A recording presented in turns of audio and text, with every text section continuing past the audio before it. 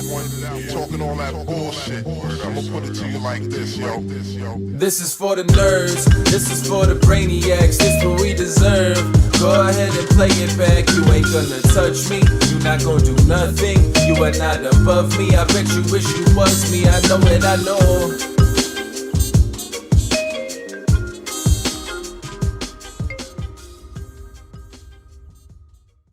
What's up, everybody? Welcome back to another episode of the Only Friends podcast. We have a spicy one today as the main event plays down to its final three.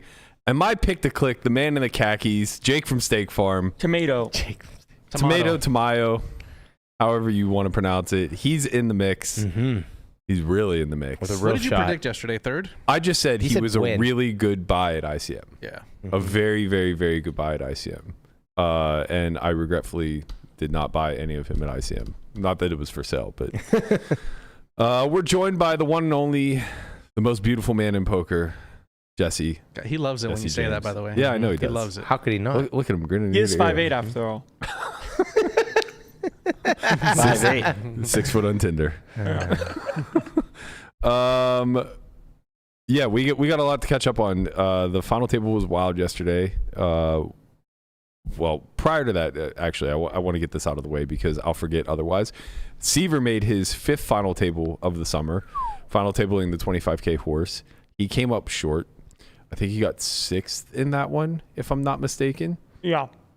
Texas Mike also dual final table, busted the very first hand of the no limit. I didn't see. It makes it easy on him, you know? Yeah, I didn't see if he closed out the 25K or not, but he was still in with 4 left. I saw that. He did not. Wait, he was 2 tabling live? Yeah. And he made 2 final tables? Well, no. So he made the final table of the 3200 online, which played out live yesterday. Oh. And then he regged the 25K horse, obviously with low expectations. Yeah. Only to come in as second chip leader to that final table simultaneously. That's unreal. Legend of the game. What place did he finish, Landon? Not first. Right. I would guess third because Ivy got 4th. Okay. Do you know who won it?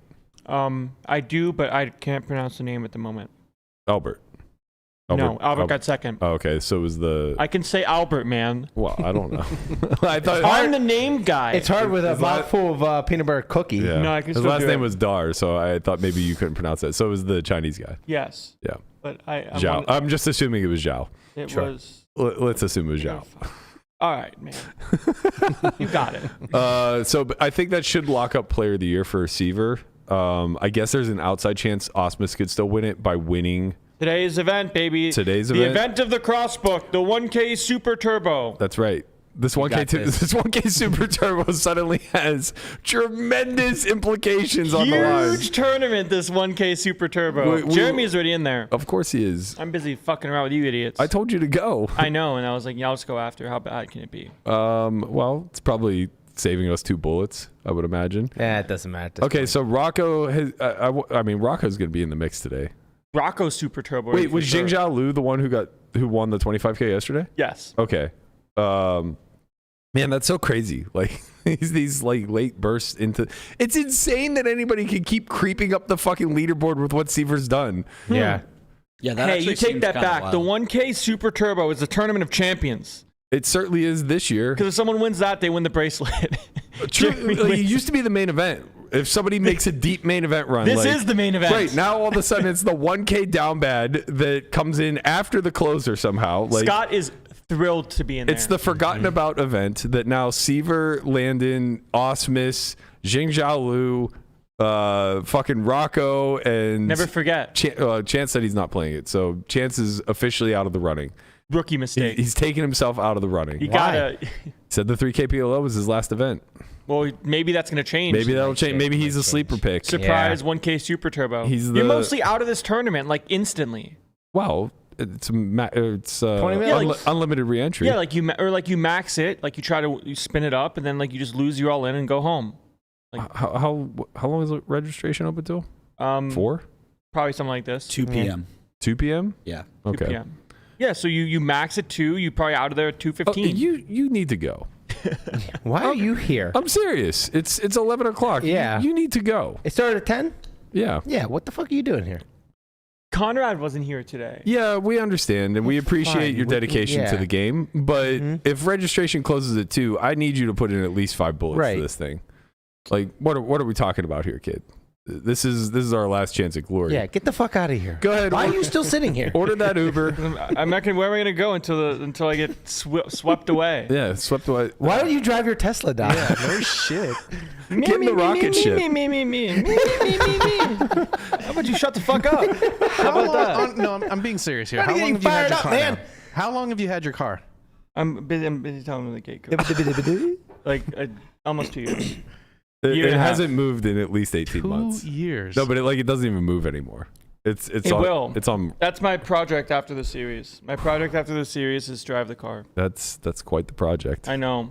Maybe sell the car. I don't want to sell the project. Car. Why? I'm rich now. Oh wow. Sell it back to Negroni. Yeah, so we're gonna be less rich.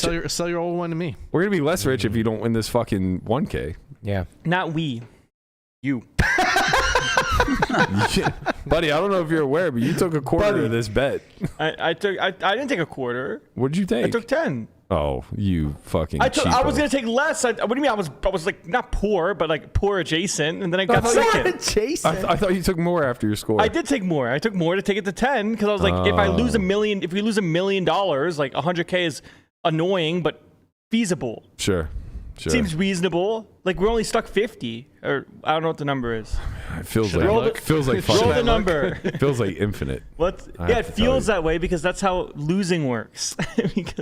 That's true. Listen, just win. I don't think losing $1 million, like the likelihood of this having ever been as big as people thought it was going to be. No, it's what I said it was going to be. Not to toot my own horn here, but yeah, as we lose, see, look, we're stuck 50K. Yeah, we're stuck 50K. Win the turbo, win the crossbook. That's right. You did say it would be around like 50,000 one way or the other. Well, I said I think like 1% of the time you see a really big swing one way or the other. Of course. But I would even correct that further to say like a big swing now being like 250K.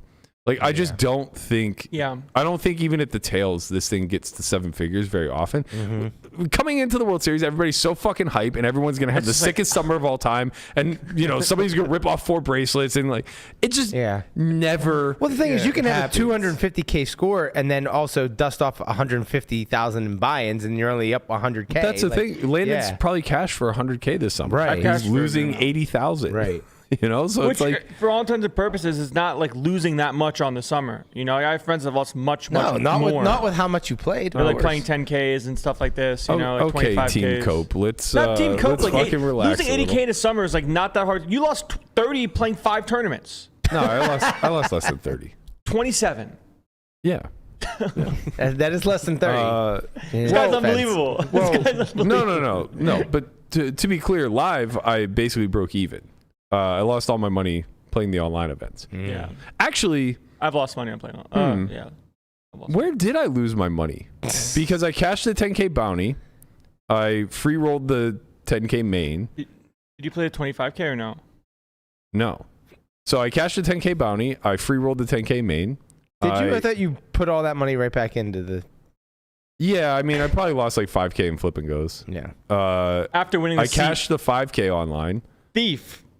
Yeah, thief. I know, I get it. I guess I played the 10K online once. I played the 3K twice. Yeah, I probably lost like 25K online. Yeah. So yeah, but I mean, like you did it pretty easily. Like if you were playing a full summer, like you could have played 10 bullets. Yeah, but if you played the win, you played the win 10K. Yes. Yes. There it is. I played that twice. There. Yeah, so I played 10 bullets with an ABI of like $7,500. Not too shabby, only losing $25K. But I'm saying like if you play high stakes tournaments, you can just be in for many, many dollars. You played $800 dailies. No, I didn't.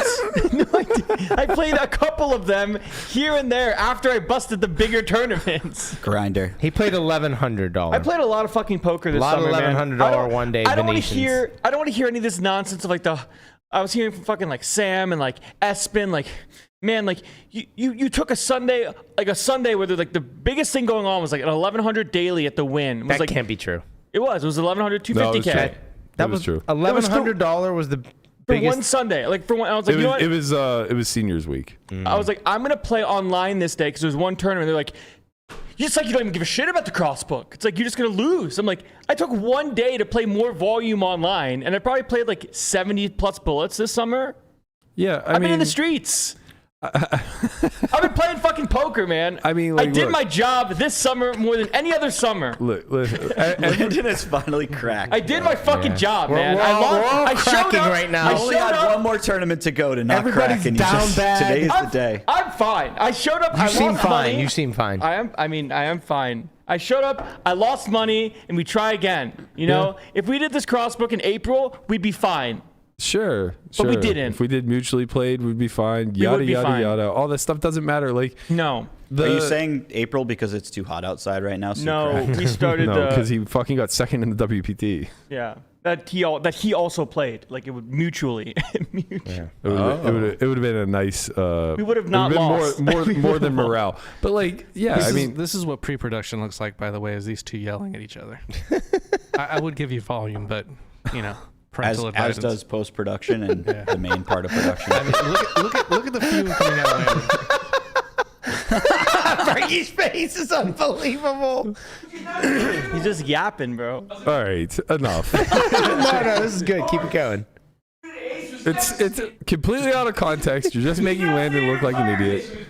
Just turn it off. Can I say something positive here? Because there's a lot of A lot of negativity. yeah. Can I say something Please, positive? Just please, like hearing Jesse. you guys as a team discuss these things and you know, you had tough summers and you're getting through it. I just want to say, like, I played this summer really well, fucking off to Chicago for most of it. I really feel like that was a great play. Chicago in the summer is beautiful. Bye, Landon. Yeah, it's nice. It's beautiful. Is he out of here? Where's he going? He's going to play the play. Super Turbo. Stop. Listen, Can I give you a hug at least? He's too far gone. Let's go, dude. Okay, let's go. Save the summer. I had a great summer. I don't know what these guys are talking about. I got to show up when I wanted. I got to leave when I want. You know, it doesn't feel that way though all the time. Sometimes I feel like you have to stay. Like, you know, you're getting your head kicked in. The game's not all that great, but like there's an expectation that you're going to stay and play host to the two VIPs who are going to stick it out till 1 a.m. when the game shuts down. And that sucks, but small sacrifice, you know. Tiny little paper cuts, if you will. It's nice playing for final table stakes every day without having to make a final table. I had a wild summer. I'll do a recap maybe later this week, but I think I had 4 or 5 6-figure losses. One of which I hit my all-time high in one losing session twice over the summer. I hit it and then I broke it. So I think I lost like 165K one session. I think I lost like 219 in another or something like that. But I started the summer off the very first day of the summer having my biggest win in the room ever, which was like, I think just over 200K or just shy of 200K. I can't remember. And yeah, I think I had like a half dozen like 6-figure wins. Wow. So I mean, it's like playing 100 and having these swings. It's is wild. Yeah. something else. But God, There's I wouldn't do it. Thousands any other of way. big blind swings. Yeah, but that should just tell you how good the game is, That tells you how. or how good I make the game. love One it. or the yeah, other. right. Exactly. Maybe it's both.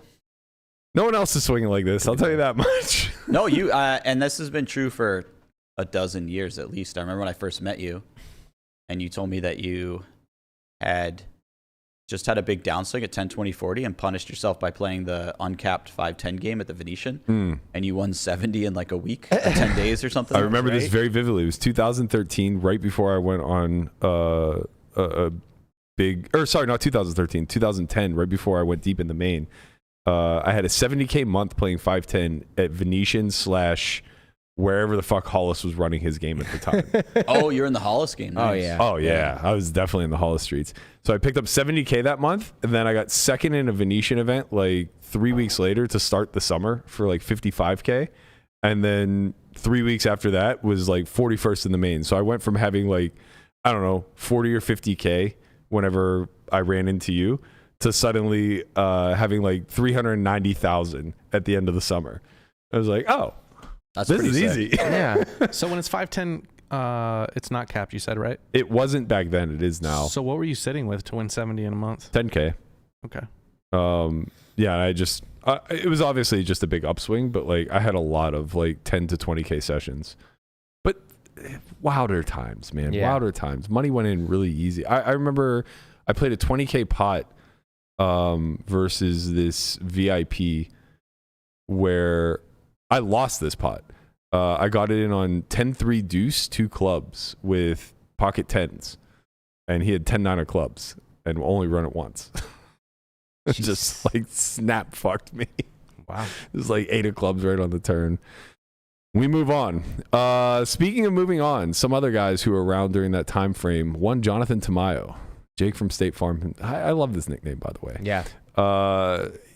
Don't let the khakis fool you, okay? This man, he's here to fuck, all right? And Joe McKeehen gives you a little bit of the insight of what's going on with Mr. Tamayo at the table. Maybe. I'm sorry, I thought you were going to the hand first. Dead silence. That's what we like. That's what we're rounding up all the strippers right now. Yeah. That's definitely what's happening.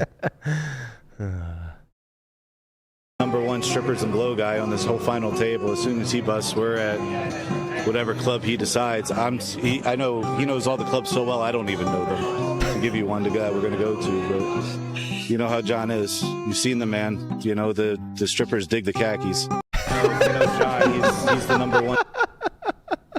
The strippers dig the khakis. The number one strippers and blow guy on the final table. Joe's delivery there was just perfect. Joe has been practicing nonstop sarcasm in group chats that I'm in. Well, the practice has been paying off. I was really gonna say has. he doesn't have another delivery. If you're expecting some sort of range here, I mean, this one just happened to hit his that was sweet perfect. spot. That was really his wheelhouse. Yeah. Right there. I love it. I remember when he final tabled the main. They still had November 9 back then, and throughout like August, I guess, we were organizing these random pickup softball games. It was like Trevor Pope and his whole crew, Joey Weissman, Yeggs was there, and there was one day that McKeehen came, and this was before he got a little more fit. He was a big boy back then. He came and Tamayo came. I swear to God, Tamayo had the khakis on. I can't say for sure. I'm not positive, but like I'm pretty fucking sure he came to play softball in the khakis. But I just shorts, maybe. No, I think it was the full blown. Oh, wow. He wanted to make sure he could slide. Yeah. And there was this point where Joe tries to leg out an infield single. He beats it out, and he really hustled hard for it. And he's like bent over at first base, trying to catch his breath, and then he just slowly walks off the field. My job here is done. Like just done. I see him on the side of the dugout, and he's just dry heaving. I'm just like, this kid's not gonna fucking make it. He doesn't stand a chance at the final table. But luckily, his endurance for poker was much, much higher. Yes, it was. Pretty incredible. But yeah, Tamayo is like pretty much the big story from yesterday. Mm-hmm. I wasn't joking when I said it. He came in, I think, 8 of 9. 17 bigs. 8 of 9, but there was a big discrepancy between him and ninth. I think ninth place had like 9 or 10 big blinds. And I said, like, he's just a really good buy at ICM, I think, based off of seat positioning, his experience, the fact that he has 17 bigs and not 10. Like, this is just a big difference in how you can navigate. And the final table kind of started off a little rocky for him. He found himself falling into the last position pretty quickly. I think Gonzalez was 9 of 9, if I recall correctly. He found a double relatively early.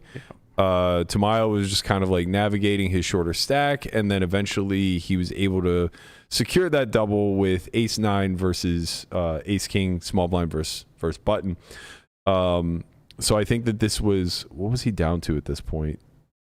So it looks like he was down to 17. Actually, he had chipped back up. I think his low water mark was like 23 million or so. Maybe a little bit less. He might have actually already doubled prior to this and then chipped back down. But anyway. Yeah, he had ace 9 versus ace 7. Oh, wow. Right. Yes, ace 9 was very good. Very good to him. Yeah. Very good to him. Yeah, you're right. So his first double was actually ace 9 to ace 7. Chipped back down, was able to find this double here. This is actually with 6 left. So this was much later. I apologize. Got my ace nines confused. But this was a huge double where he ultimately gets it in as a big dog. Pretty standard though. 17 big blind spot, small blind versus big. I think he was last in chips at this point by a pretty hefty margin. Looks like it was dealer versus small blind. Yeah. Oh, what did I say? You said small blind versus big. Oh, sorry. I meant button. Yeah. But yeah, it looks like he was last in chips by a pretty significant margin. Angelov next with 30 bigs. So it's kind of go time here whenever we find a decent hand. Flops nothing. Not looking good, no. Turns himself a little bit of equity. Draw. Yeah, he turns himself a little equity with a 7. Okay. Not too bad. All right. Look at his face. He's got like the Kermit the Frog face. Bro, he does not age. Yeah, he really doesn't. You can tell me he's 21 or 46. I'd buy both. His cell phone ages and he 6 does not. or 9 to survive in the river card. Hello. Is mine! He gets there! That would be me. Hey, what are the odds the guy in purple has a piece? I feel pretty. Honestly, like pretty that would be me without a piece. I feel pretty strong. Yeah, that would be actually. I believe that. Tortoise is a professional rail bird for sure. Speaking of rail birds, what a moment. And I'm sorry because I know you don't have this queued up, but Sorry. did you guys see that tweet about I think it was what's his name? The kid who took ninth. Francois? Oh, I don't know. He was all in. He flopped. It was like ace king versus threes, and he has this guy kind of like massaging his shoulders on the rail. Yeah. And he flops an ace.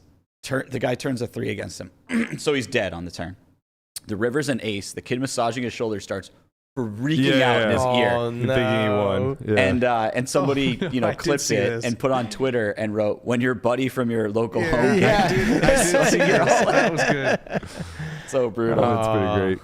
Tamayo was able to speak a little bit about the ace-9 spot with PokerOrg afterwards in his recap. If we have that video queued up. All right. I couldn't believe I hit a 3-outer at the final table of the main.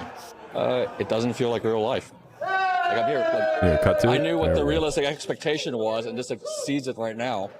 Like, I really shouldn't be here 3-handed, but I'm here. There's a shot. It was a small shot, and here we are. So, get one more day of work tomorrow. I couldn't believe I hit a 3-outer. Like, just kind of knows his expectation was 7th-ish. Yeah. Mm-hmm.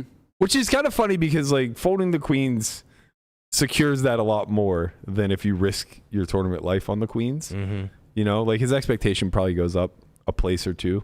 Oh, I see. Yeah. Right? Especially if he would end up getting in and doubling, because Segal behind him had ace-queen that day, and he wasn't much of a folder when it came to decent starting hands. So it might have just gone, like, open, jam, call, fold. Yeah, maybe. I mean, I didn't know Segal had ace queen that hand. Yeah. Oh, wow. He flatted Flows' open, and then it just came like 8 high Flows c-bet, and he folded. So yeah, I mean, I think that like he's pretty humble about his spot. He seems to be pretty knowledgeable about what the expectation is. Obviously, he's been a grinder forever. Like I remember seeing Tamayo all the way back in the Turning Stone days, so it's no shock to see a guy like that here. He's very good friends with McKeehen, who's been on his rail the entire time. He's also got one Dom Nietzsche, DTO Dom, on his rail, helping him with some strat. And Platt actually was able to get out into the rail and get a little bit of interview time with his coach, if we got that one. Dominic Nietzsche on the Jonathan Tamayo rail. Your thoughts on how he's been playing throughout today? Yeah, he's been playing good. It's a lot of things that we couldn't quite cover when we prepared, and there were a lot of in-game adjustments that he's made. He's done really well. Yeah, I'm very confident he's playing well, and thankfully the other people are the ones making the big mistakes. So it's nice to see from the rail. You probably knew this question was coming, but when they were 10-handed, Tamayo folding the queens, yay or nay? That's a nay. Yeah, it happens. Everyone makes mistakes. I just want to say that there was other people on the stream who've made bigger mistakes, and they were somehow celebrated for playing well. So hey, you know, like some people again, you know, it's poker. You have like really tough spot, and like the risk premium does shift a lot in this stage, so it's like very difficult for him. And honestly, he's folded. We had a day to prepare, so hey, we had a day to prepare. So I think I'm quite good. So Joe's really good. So we had the day to prepare, and other people didn't have Joe and me helping. So I'd love to know more about the mistakes, but unfortunately, we got to send it back to you. That's the fucking best. Oh my god! Sounds like Dom feels subtle. as It if was people subtle. He made knew what he was mistakes doing. at the. Who is he firing these shots at? Man, I'm so. you guys know what a yak is? If you know, you know. If you know, you know. I don't get it, man. The poker world's so fragile. Like, it's so much of the Spider-Man meme where it's just like, you know, like I think Jonathan did play well, and I do agree. Dom is probably one of the best that you could have on your rail when it comes to these situations.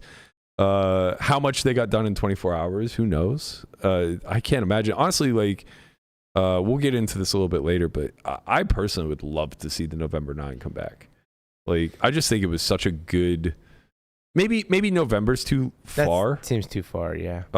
Especially because there's like other things going on in Vegas now with like F1 around that time, and Thanksgiving's always a brutal time to be traveling. But like, you know, the October 8 sounds pretty good to me. The September 7. I'm cool with either. You know, play down to less people. Yeah, whatever. Nice, yeah. Like I don't care. I just think like the alliteration. Yeah, it seems totally reasonable to me. But I do think the idea of giving this a little bit of time to breathe, giving the media a chance to like actually pick it up nationally.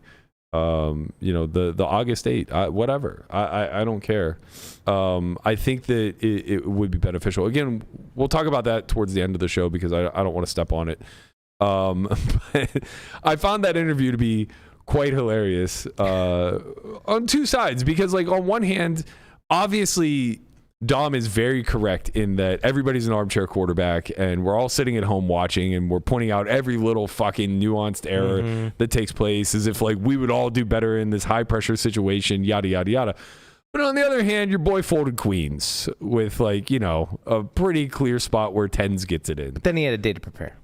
And they don't have Joe McKeehen and DTO Dom on their rail. Right. Well, also, you forgot that other people made way worse mistakes. Way worse. Well, I genuinely, I'm not trolling. I genuinely want to know what he was referencing. Like, who made a bigger mistake than the queens that got celebrated?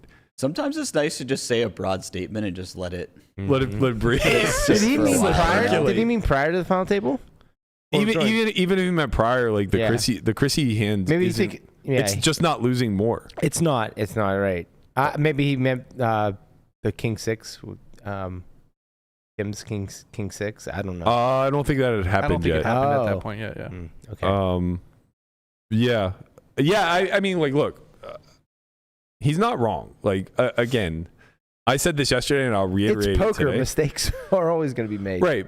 I said it yesterday. I'll reiterate it today. Like, I don't agree with Queen's fold, obviously, but the fact that he did it with such speed and conviction, tells me that like that was his plan all along. Like, he was just not interested. You got a strategy, you stick to it, right? Like, I'll never shame somebody for actually having a well-formulated strategy, even if it's one that isn't, you know, accumulating the highest EV. It's not like folding is. I mean, you know, he's giving up dollars here, but it's zero chips. So there's. I mean, you can make a case for things, I guess, is what I'm getting at. If I were to luck box the main event and actually make a deep run, I think I would just turn off all my social media. Bro, if you folded those queens and walked over to the rail, Landon would be in your face.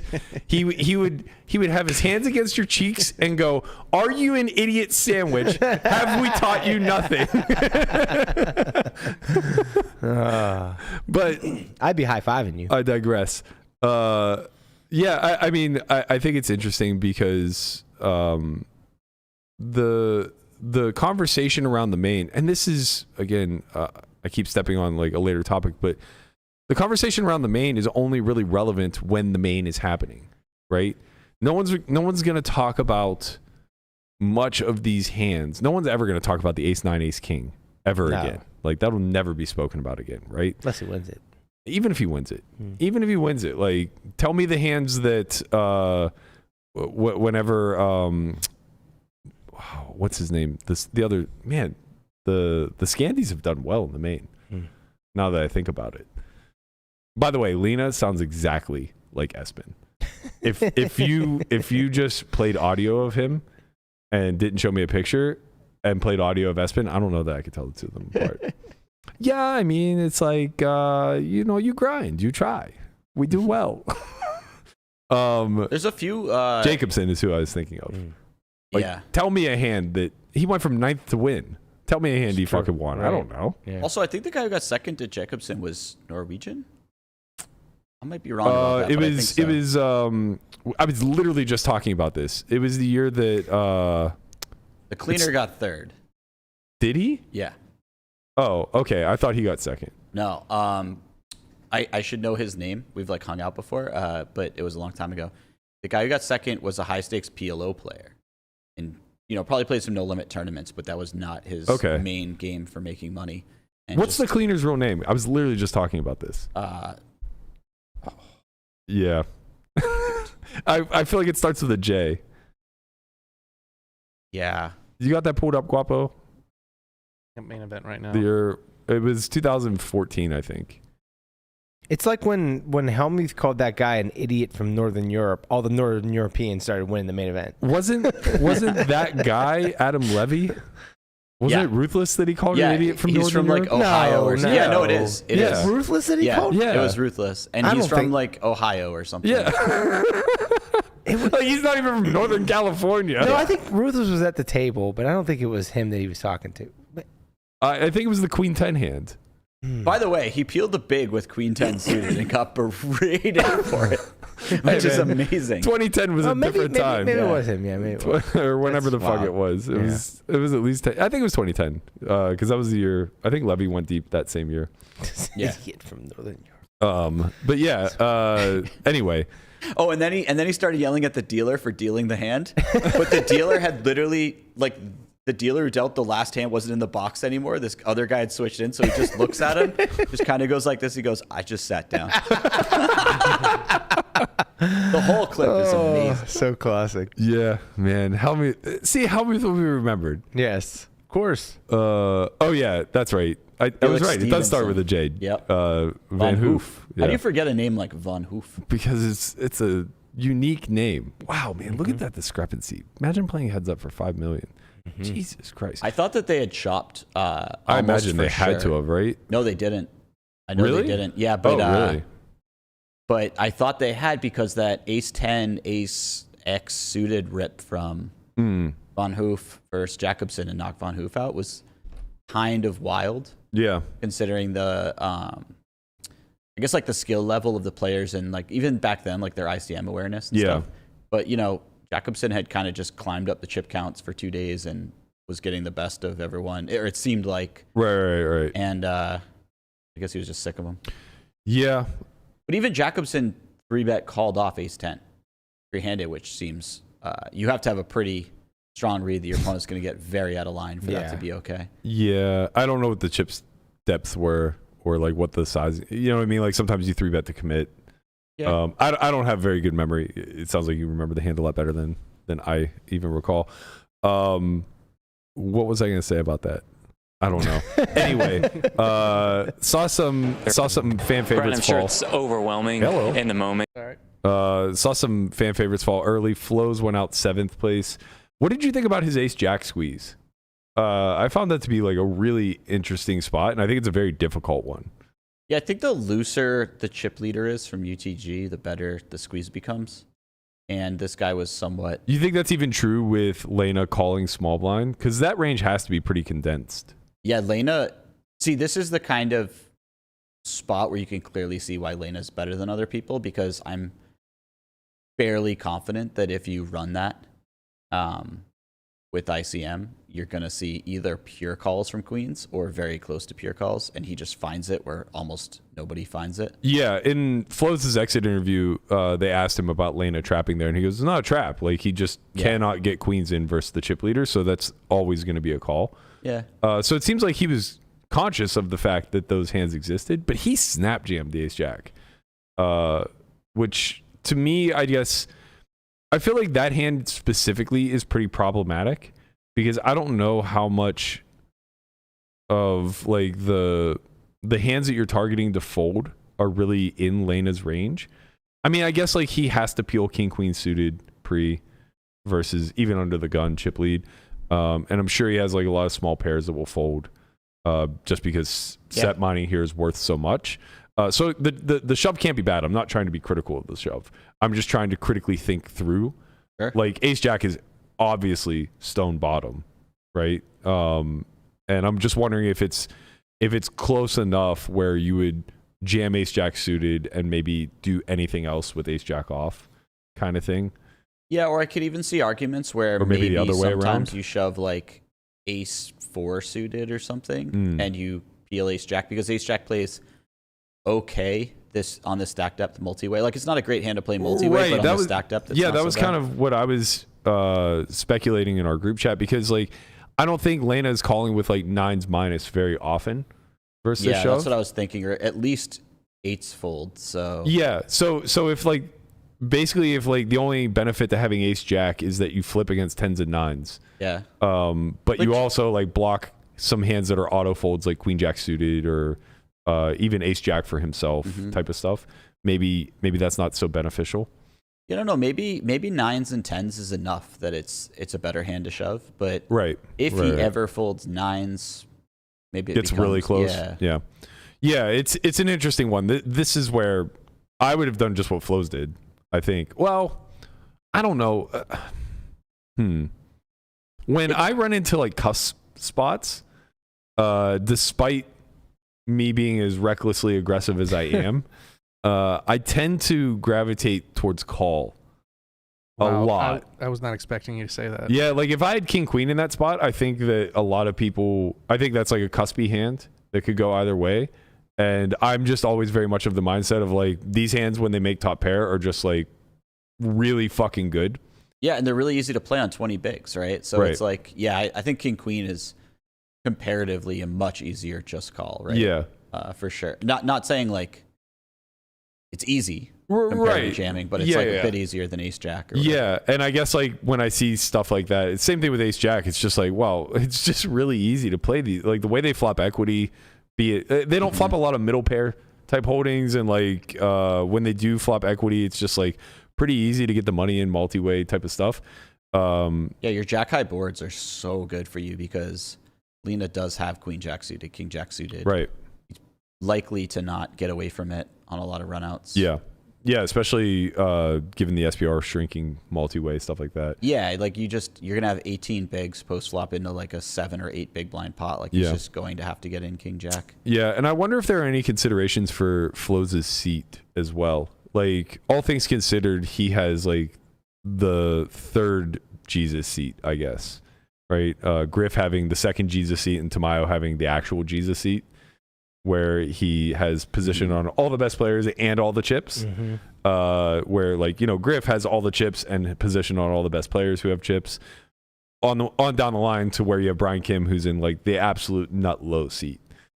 So I wonder if there's like any consideration there for Flows where it's like I don't have to press quite as much because I'll have a lot of opportunities in this particular seat with Brian and Lena to my right.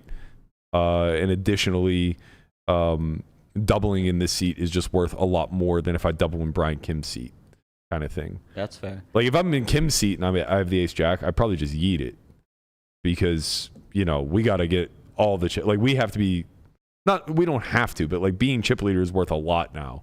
Yeah. Whereas like, you know, being a lower middle stack, it's just like, okay, well, I'm in a tough spot anyway. I'm not going to get to open. So that's a major issue with the ICM model because it's not a perfect model. It's the best we've come up with, and it doesn't attach any extra value to having chip lead. Right. But then it has the smaller stacks making all these hero folds, right? Which inherently means that the bigger stack or the chip leader has value, right, just in having the chip lead. So it's kind of almost like a little bit of a paradox. Yeah, I also don't think it really accounts much. Well, I mean, it certainly doesn't account much for skill edge within the framework of ICM, right? Yeah. So it does account for the seat positions. Like obviously, if you are second in chips and chip leaders to your left, the model will account for that in some sort of capacity, but it doesn't account for if you play ICM really well and the person to your left plays really poorly, that type of stuff. Well, the problem with so the way ICM works is they literally just take the payouts and every stack size, and they say, okay, on this stack size, if you're all a coin flip and skill against each other, this is the frequency in which you win. You get first, second, third, and then that's how they do the calculation. So there's no advantage for chip leader except they have more chips in that sense. Yeah. But as soon as you start running future games, which you can on some of these ICM solvers, you start getting a better idea of what chip lead's worth, because you see like next hand chip leader gets to like VPIP more hands and they're profitable than the other players, and then the next hand after that they get to do it. The problem is you can only run future games for maybe like 2 or 3 hands in the future, and then you start running out of computing power really quickly. Yeah, I'm surprised. I'm surprised there isn't like a simple version of this that can just iterate like a Monte Carlo type sim, where you just get, you're basically able to run like 10,000 different future games. Because that would be interesting to me, right? Like you just model it and you say, okay, this is the final table setup. Now just deal random hands out for to the completion of the final table and do it 10,000 times. You could probably do something like that if the only options were shove and fold, because then Monte Carlo is easy to run. Once you have these more complex solutions, you just, you'll see it. You'll run no future games, and you'll run an ICM solve with like 7 players at the table, and it still takes a few minutes to run. Right. And then to consider like extrapolating that for every possible run out in that hand, of course, like what happens in the next hand, it's like very difficult to. That's why it's so nice when everyone's 8 blinds deep. Difficult now. Yeah. Check back in 5 years. 2. Yeah, I mean, there's somebody somewhere who could come up with a more elegant solution for that, and also there's somebody somewhere who's running a data center with a tremendous amount of computing power that could. Probably I wanted to do this for stand-up game. I wanted to figure out a way to kind of like input a model and then just because we don't have much vision over. We have a kind of an idea of how EV's transferred throughout this game, but like it would be nice to see 10,000 simulations run out and just like, plot the data to kind of understand what is driving the EV the most, outside of your best hands. Because it's obvious like really strong holdings or good distribution just prints during stand-up, but like you really want to more so get to the core of the game itself, which is fading the penalty. Yeah. And like what's the driving strategy in doing that? How much variance are you supposed to take on in that process? My instinct is a lot, right? My instinct is that like, well, you have to like really go for broke. I just don't think people understand the stakes that you play for whenever you add these carnival games.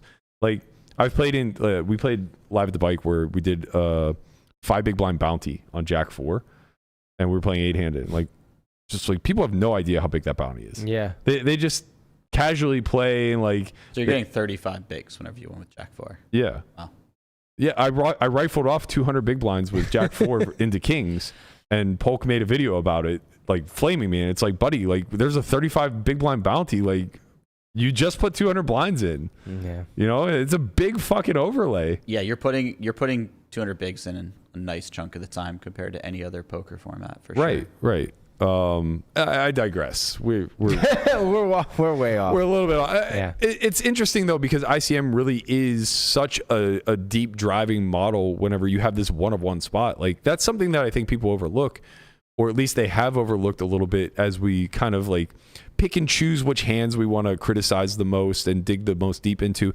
I saw Ben CB putting out some commentary about like the Chrissy hand and about the Brian Kim King 6 hand, and he might be right in a lot of ways, but he's also treating it as that they'll get to play this spot infinite times. Right. And it's like, it's a really unique opportunity.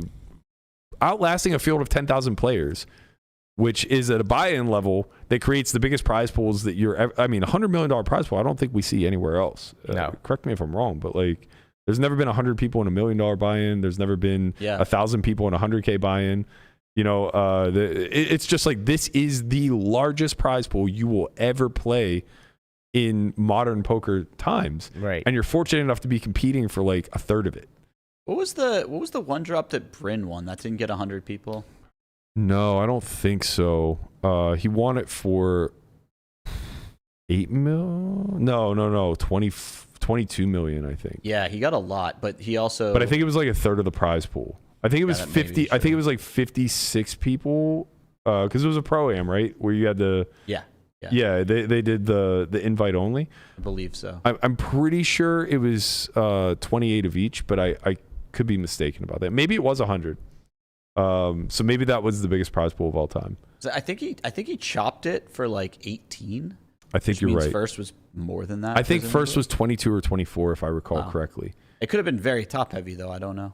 I also think it was very top heavy because I think I want to say only 6 cashed, but I might be wrong about that. It might have been 10. Or final so table. well. That was a fun sweat, man. I had a side bet on that we did like a fantasy draft. Yeah. And I had all of my guys just died immediately. Of course. And I just had Dan Smith left, and Dan just like rode a not very big stack to third place and beat out the big side bets that I had. So I ended up like making money on the worst team by far. Not the worst team on paper, but like the worst team after day one by far. Sounds like whenever we did WSOP fantasy draft, or sorry, we did a 25K team or ODB, and we bet on the side. My team not only came in last out of this room, but it was like 4th from last in the entire fucking thing. It was bad. Your side bet did worse? Very, very bad. That's this year. I had to dress as we had a makeup artist come in, and I had to get into full drag makeup. Wow. When I lost. Nice.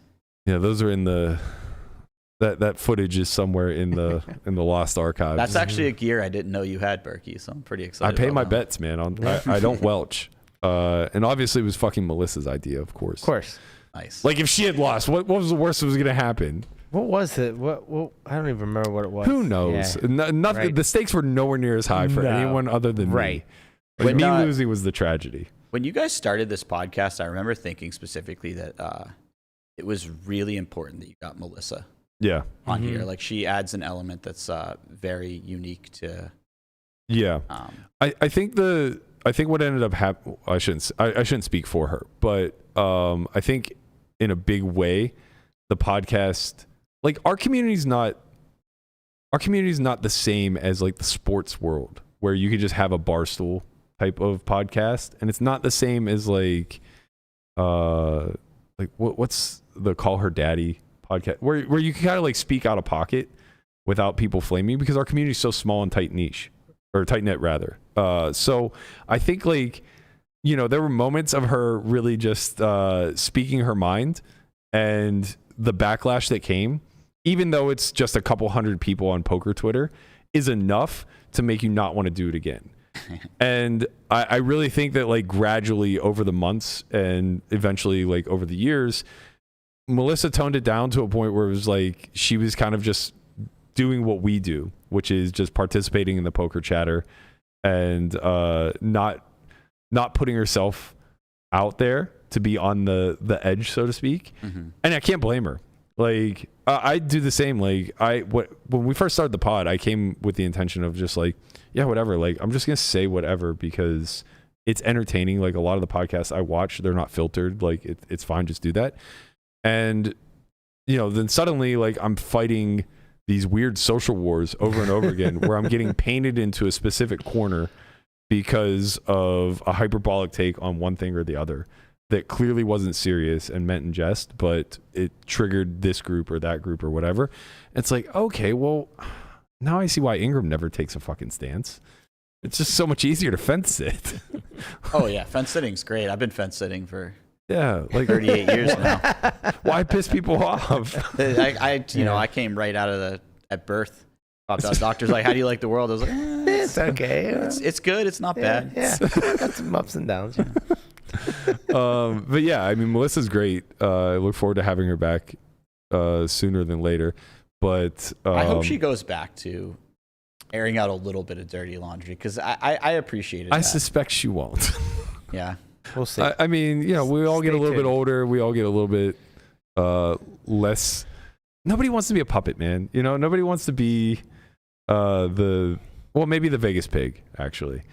Maybe that would be who we need to insert. Little Cole Poise. Wait, wouldn't wouldn't her like speaking out about stuff that pisses her off be the opposite of being a puppet though? Yeah, but it kind of becomes like the like focus of like, okay, now dance, monkey. You know, like do the thing that like you do. It's entertainment. Yeah, I mean, I would hope that she only does it when it's something that she really wants to talk about. It's pissing her off or whatever. And then she has like a forum for it. But also, like, the more you tone that down and the less you speak about it, the more when you do finally say something, people are kind of like, all right, maybe this is a topic where she knows what she's talking about. And it matters a lot because that's true. Hasn't said the last 30 things that were dumb. Right. Yeah.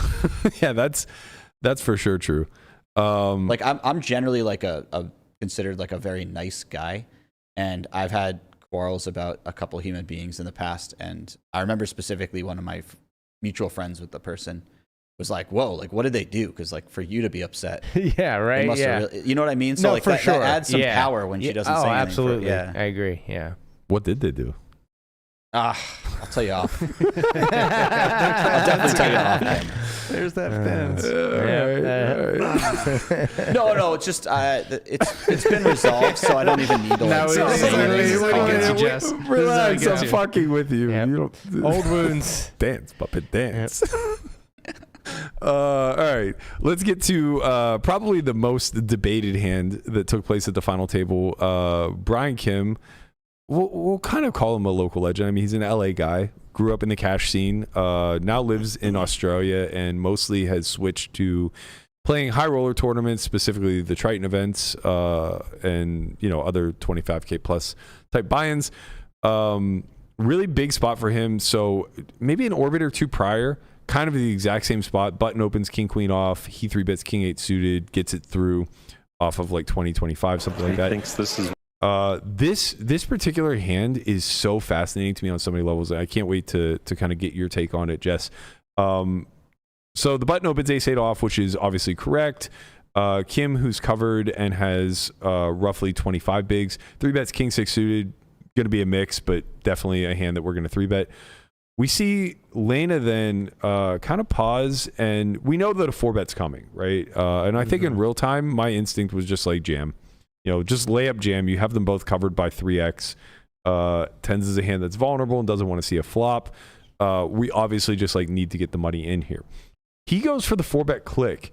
And first and foremost, I think it's important to understand that like when somebody as good as him does something, never should your knee-jerk reaction be this is bad. So as soon as he did it, I immediately just like kind of paused. I was like, this is interesting. Yeah. And it got the wheels turning a little bit. It got me thinking. And I didn't really expect to put much thought into it because I thought Brian would just fold, right? I thought it was just going to be a snap mark from king 6. It gets through. We move on. And I probably don't pay that much attention to this particular spot. But because Brian did ultimately end up jamming, it kind of forced me to analyze the spot a little bit more. And I actually think like the click is remarkable. Like, just so next level, incredible to find. And the way that I view this spot is just simply put that all the hands that tens is doing poorly against, that you kind of want to have fold equity against, like the ace jacks, the king queen, stuff like that, don't exist. Brian just 3-bet shoves them. Yeah, and or there's almost no peeling to that's the other point in these ICM environments. That's exactly the other point, is that you are literally never facing a calling range. Yeah, but you have to. It's kind of nice because he was up against a guy that he knows has done a bunch of studying and probably is aware of that too. Like if you play against some random person in the main event and you min it, like they're going to just peel a bunch of stuff, right? Yeah, and they're gonna have the wrong combos to start out with. And they realize too much equity. But I think that's kind of true. But I mean, I'm not even so certain. Like I think a lot. Okay, yeah, I agree with you in the sense that like I wouldn't dead click a random. Yeah. But I would 4-bet not all in. Sure. Right. And yeah, I mean, the problem with the random more so is not the fact that they're gonna peel. It's that they're gonna have combos that you can eliminate from Brian's range. Like I don't think he ever has ace king off. I think it's literally 0%. He just rips. I think he just shoves. Yeah. I think he just 3-bet shoves on the button. Maybe though. He has ace king suited. That induces. Yeah. But I think ace king off is like just too risky to play an out of position 3-bet pot, we're probably just all in pre. Yeah, I don't know. I normally would absolutely agree with you, and Oh, you don't have to. No, it's just these. It's crazy how, because he has what, 26 bigs to start the hand or something. I think slightly, maybe 25 and a half. Okay, so it's crazy how these shorter stacks play out like much bigger stacks. And I wouldn't be shocked if ace king offsuit is splitting or something like that. But Interesting. Yeah, in general, and certainly in a I'm chippy basing it off the environment, size like, that- ace king off's going in. Yeah, I'm also just basing it off the sizing that he chose, like in an ICM environment. Like when you're only going 5 bigs out of position, I know that there's technically no peeling taking place on the button, but like there's probably some. Like I don't think 8s is just in. You know, I think 9s is probably in. And the easiest mistake to make is to peel too much versus that, right? Right. Like that's a very simple mistake to Right, and I make. think hands like ace king off, ace queen, ace jack, I think these are like the most vulnerable to being peeled. I think like having king queen, like, you know what I mean? Like these hands just aren't really served through a 3-bet non all in, where they really do a great job of fully encompassing your 3-bet jam range.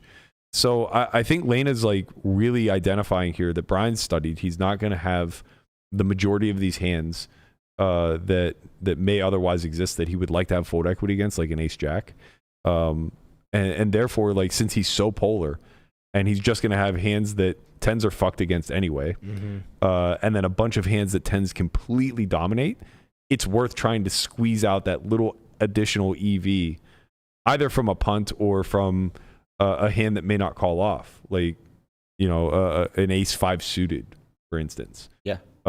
Which I don't even know that would be particularly punting if he 5-bet jammed. He has to have some 5-bet bluffs, I assume. Yeah, I actually think that maybe this isn't the right King X combo, but I think there's like some Ace X and probably some King X combos in there. Yeah. Just because King X is nice in the sense that it blocks Lena's Ace X suited bluffs. Unblocks it, sorry, yeah. Yeah. So that, like, it's like, yeah, okay, you don't block aces, which people seem to prioritize with these combos. It's like 6 combos. And yeah, it's not that many combos. Right. And well, I think the reason why it's prioritized is because I think on the surface, people are very polar here. Well, the general populace would be playing like aces, not aces in Lena's spot. And they would just be like ripping it with queens, ripping it with jacks, ripping it with 10s. But we see that that's not true here. He's getting quite linear with how much he's willing to 4-bet for value. This is another really good example of Lena's more studied than everyone else at the final table, because this is, I would imagine this is something that if you ran it, it's correct. And he just, also, by the way, like you don't do much all-in 4-bet sizing in these situations, but if you do, it's often a hand like 10s or 9s or jacks that requires some sort of ace jack. But because it's the latest of positions, is literally button, small blind, big blind, I think now you shift your range a little bit and 10s become more of an induce. Yeah. It's just like kind of, the whole thing's just very sweet by Lena. Yeah, I thought it was just like such a remarkable display of both study, education, and then just when like in-game talent. Then when it like just plays out like how it's supposed to play out, where he has the king 6 and he does the 5-bet bluff, then now it's just like, it just even seems even a greater spot, like a greater play, because it did play out the way I would be very curious to see how much 5-bet bluffing, if any, Brian is supposed to take in this spot, because it's not that I don't think 5-bets should exist. Obviously they should, because he's going to have aces, and you need to balance that with something. But I'm more so thinking about the construction of his 3-bet non all-in range and how indefinitely polar it is. It makes it difficult to now pick 5-bet bluffs because there's so much interference now with the polar portion of Lena's range, right? Like if you know that he's getting more linear for value here, you would like to 5-bet bluff a hand, I would assume, like queen jack suited. Yeah, or we were specifically talking last night, me and my friends were talking about how king jack suited would be a really nice combo, because you have the same properties I just talked about with king 6 suited, but you also block jacks and you're like flipping against 10s. But then, and you unblock the ace wheels that potentially are bluffing in. Yeah. But then do you always small bet 3? That's it. Do you always small bet king jacks 3 exactly. king jack That's suited? the thing. Is it even in that 3-bet non all in range? Not sure. Especially not if we're, Brian kind of talked about it in his exit interview, like these king high lows are going to be a heavy mix of like 3-bet fold, or sorry, of 3 bets or folds from the small blind versus button configuration. And it sounded like he was going like pretty aggressive with the king high lows. So it's like, if you're doing all of that, how much are you willing to now add in king jack suited, queen jack suited when these hands play really well as jams? And I suspect they're probably just in. I would imagine. I'm trying to think about what he does with king jack offsuit. Because That was I would exactly imagine that's where my a head better was hand going. to use. Yeah, Right. It's just really nice to block jacks and flip with 10s. Yeah. It does suck when you're more dominated by like. Well, I don't even know if ace jack suited's doing this, to be honest. I You're really agree. not I think it dominated by ace jack jams. suited. Yeah. I think it jams. Yeah. Yeah. And now you're live against ace queen, which would probably be the bottom of his induce range with the ace highs. I agree with you wholeheartedly. I think like the bluff is probably king jack off. Yeah, it's a nice one for sure. Yeah. Yeah. Really interesting spot though, and one that obviously is for the nerds. Yeah. This one's gonna get and yeah, the brainiacs. Yeah. right. We were precisely. talking earlier about the commentary, and I was saying how, there are hands like this that you want to dissect for 10 minutes. Yeah. And it took me a long time in the booth to realize, like, maybe the booth isn't the forum for that. Right. And you have to just like let the hand go without breaking it down. But this here is like really Right. nice. The true talent of being able to, and this is what Schulman does a remarkable job of. It's being able to shine a light on how genius the play is by Lena without getting into the weeds that we are here on the pod. It's the Tony Romo effect, right?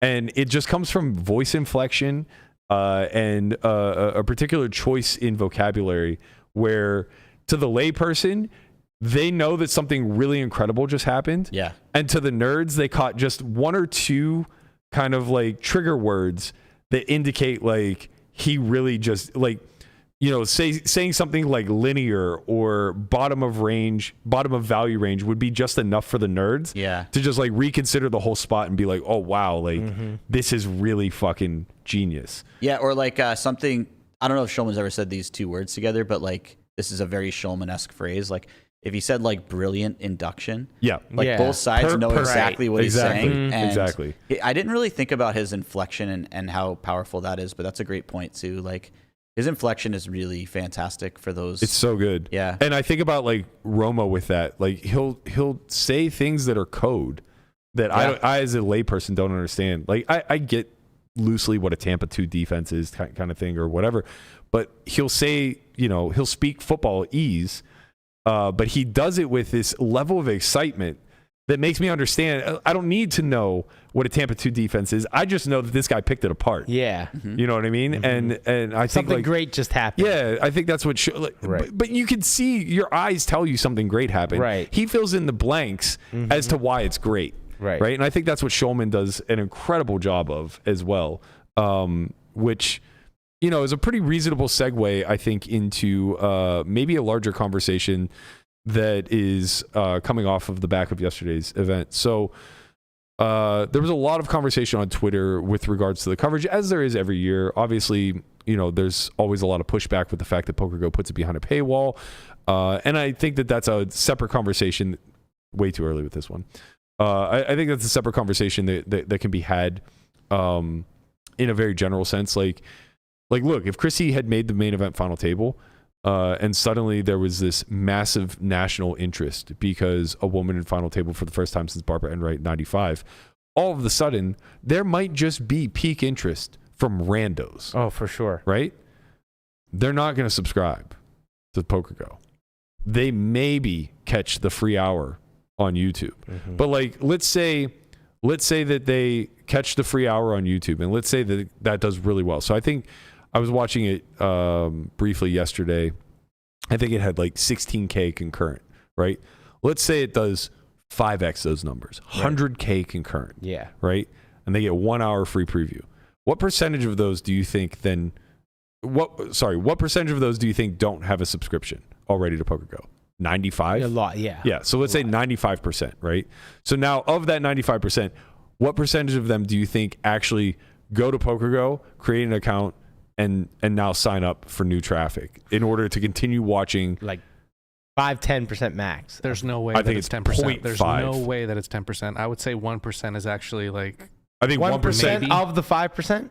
No, No, of the like 95. The 95%.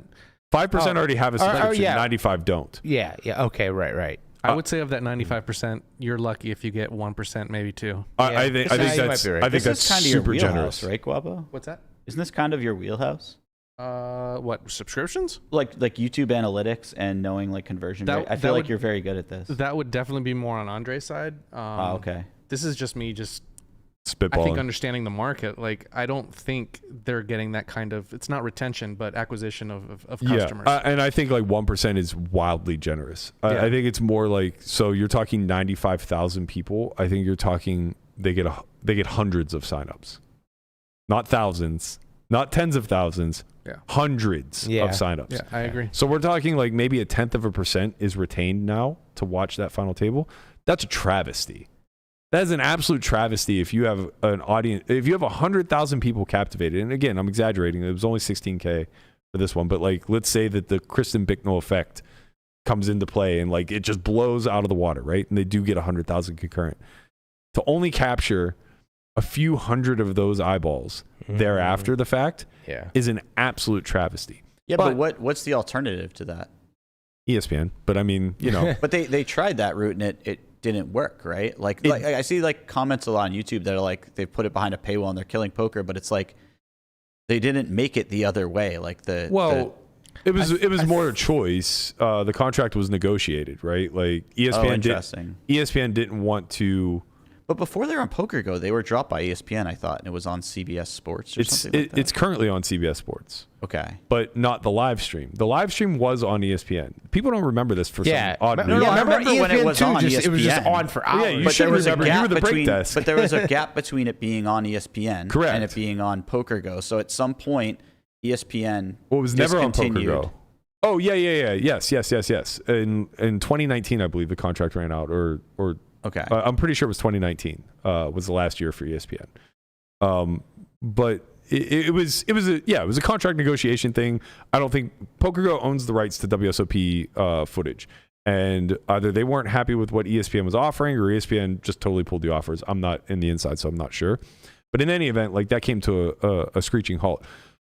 But comparatively, it wasn't because this model is better. I don't know what the numbers were when it was live on ESPN, but I assure you it was much better. I promise it was more than 16,000 concurrent. Yeah. I'm very confident guaranteed. But my point was like, I don't know if that's an alternative anymore. It sounds to me like the paid subscription model was turned to because the other way wasn't working. No, I assume it's because Poker Go thought they would make more money that way. They own the rights. Well, right? they bought the rights after ESPN stopped. No, I'm not 100% about the stuff that happened. I'm not 100% sure either, but I think that they were collaborative because they were the production crew when it was on ESPN. Yeah. So Poker Productions was the production crew and Poker Go bought them. Correct. You're saying they bought Poker Productions before it left ESPN. Correct. Okay. I wasn't aware And of I don't that. know what that had to do with the actual licensing. Like, I was of the impression that they were licensing it to ESPN the way that they license it to CBS Sports now. Yeah. And my best guess is they weren't happy with the ROI, so they decided to have it for themselves behind the paywall. I'm speculating on all this, but I think it's probably close to what happened. But you could also be right that ESPN just had zero interest. But or they lowballed them, and then they were like, "Well, we can't pay." Like these exactly. This production costs a lot of money. For sure. They've got a ton of cameras. They do a really good job. For but sure. it's like, so if they get lowballed enough, they're like, "We can't really make money." But obviously, something's happening with them wanting to retain it behind the paywall rather than have it on CBS Sports Live. Right? Like, I can't imagine there's a world where CBS Sports wants the post-production, but like would never in any capacity entertain the live event itself. Yeah, I mean, I guess it's probably very unlikely, but I could see them like saying, you know, this is, if you condense this down to like 1 hour, we can get really good ratings. But if we do it across 8 hours, ratings just sort of drop off for us. But I'm not saying that's true. Yeah, maybe. Again, no idea. But I guess what we're ultimately getting at is that the availability to something like this in real time is kind of gone. Yeah, it's tough because it was a great way to get new people into poker. I just wonder how much they're actually acquiring new users that they want to keep running this funnel of free. The same model, yeah. The freemium model. Because if ever there's an event that they should just let fly on YouTube, it should just be the main live. And like if they want to pull it after it concludes and then stick it behind the paywall, okay, fine. So I was thinking about that last night, and my big like counter, my rebuttal to that is, of all the events where they pick up subscribers purely because they want to watch that event, it's this one. It's the main event. Yeah. Well, that's what I'm asking. Right. I'm wondering how many subscribers they're actually picking up specifically via the main that makes it worth hiding it behind the paywall, because it's not like they can't monetize YouTube. But what is the benefit to having like it selling on ad space on YouTube? Having it on YouTube. Well, one, you'll gain some revenue there because this will be the most watched thing going. But two, it's just it's a brand booster, right? If think of it this way, if they can get, like, let's say they're not acquiring many users, right? But your counter argument is that it's basically a free roll to stick it behind the paywall because they'll acquire some users, right? If they get, let's say, 50,000 people watching the behind the paywall stream, and of those 50,000, 3% are new users. So they picked up 1,500 new users, right? That's going to be, and let's say they're all just monthly users. So that's going to be $15,000. Is that what it is? $10 a month? Yeah. Something like that, yeah. So $15,000 of revenue they gained by putting it behind the paywall. Well, per month, right? So maybe it adds up to. Yeah. Okay. So let's say they retain. Let's say it takes a year for that retention to turn to zero, and they retain month over month like half. So let's say ultimately it's like $40,000 in rev that they gain, but it was only 50,000 eyeballs whenever it was running live. The alternative is they run it on YouTube and they do 10x those numbers, 500,000 live views, which I think is actually low considering like what Hustler Live does. 500,000 live views would be like 20,000 concurrent. I think it would probably do closer to double as we got down to the final three. Yeah, but in I any agree. event, let's say they do 10x that viewership, right? And they're able to monetize that slightly through YouTube. Maybe they make, I don't know, $5,000 on that video or whatever. They've gotten 10x the brand reach that they would have had otherwise, and that carries over, right? Like it's not just for that specific day. That's now the hub where people go to tune in to watch the main event in the future, which was previously ESPN. Yeah. The only reason for ESPN to ever have the World Series was for the main event, right? So that people would actually, it's the same reason that they have the hot dog eating contest, right? They know on July 4th, all eyes will go to them. Right. Nobody goes to any other channel. Nobody thinks about the hot dog eating contest on Fox Sports, right? They just know it's going to be ESPN. So it's like a brand association thing where you know that PokerGo YouTube is the place to be. And now in the future, like maybe you are able to utilize that freemium model a little bit more throughout the series to funnel people to behind the paywall. And again, like maybe you want to just do like, I know Lon and Norman are locked into their contract, and they're the voices that the consumers are used to hearing. So maybe you put them on the free platform. And if you want if you want the night shift, where you get you put them behind the paywall. Yeah, you put them behind the paywall. Yeah.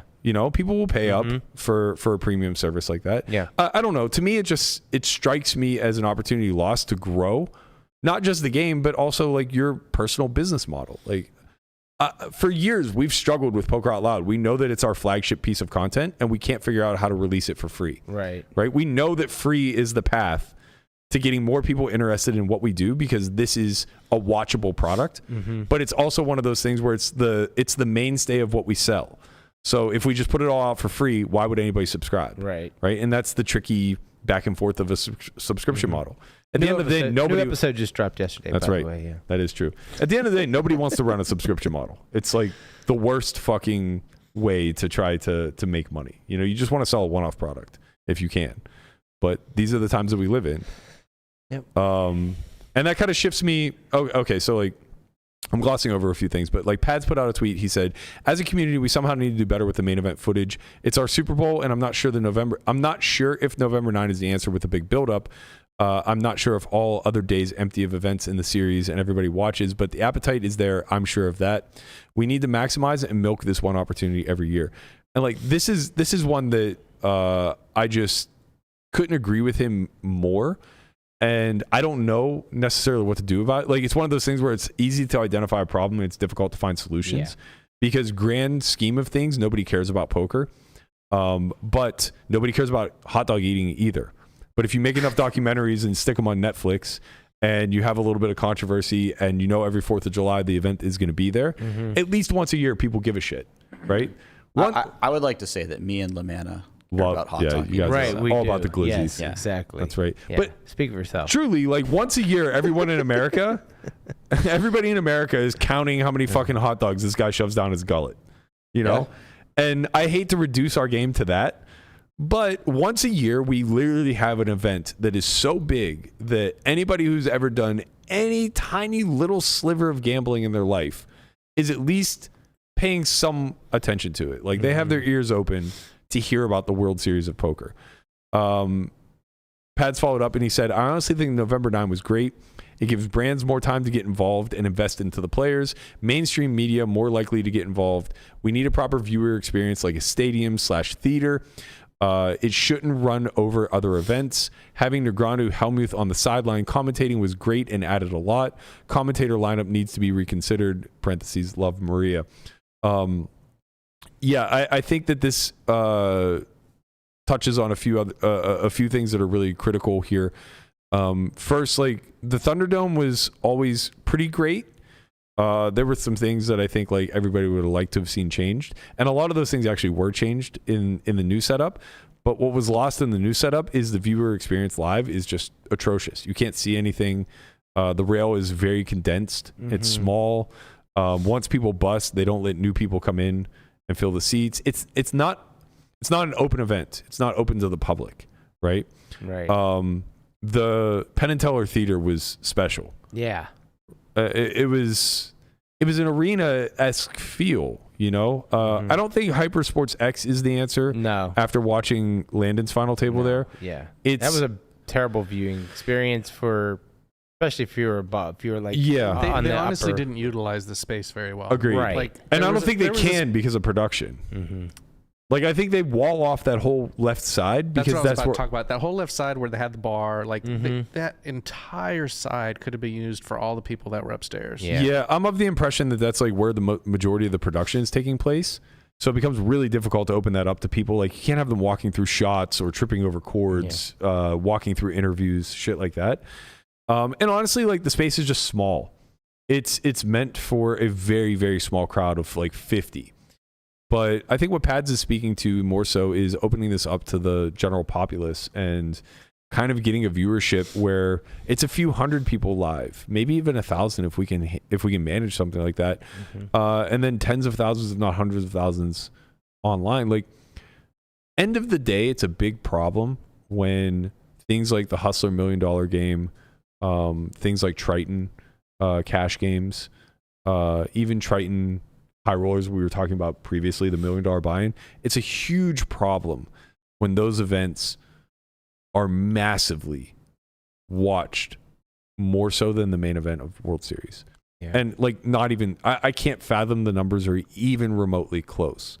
The Gelfond Challenge, the final day of the Gelfond Challenge, for sure does better numbers than the main event. Yeah, but I mean, it's the difference between free and paid, you know, and that's huge, right? Just like people don't. Well, they already got.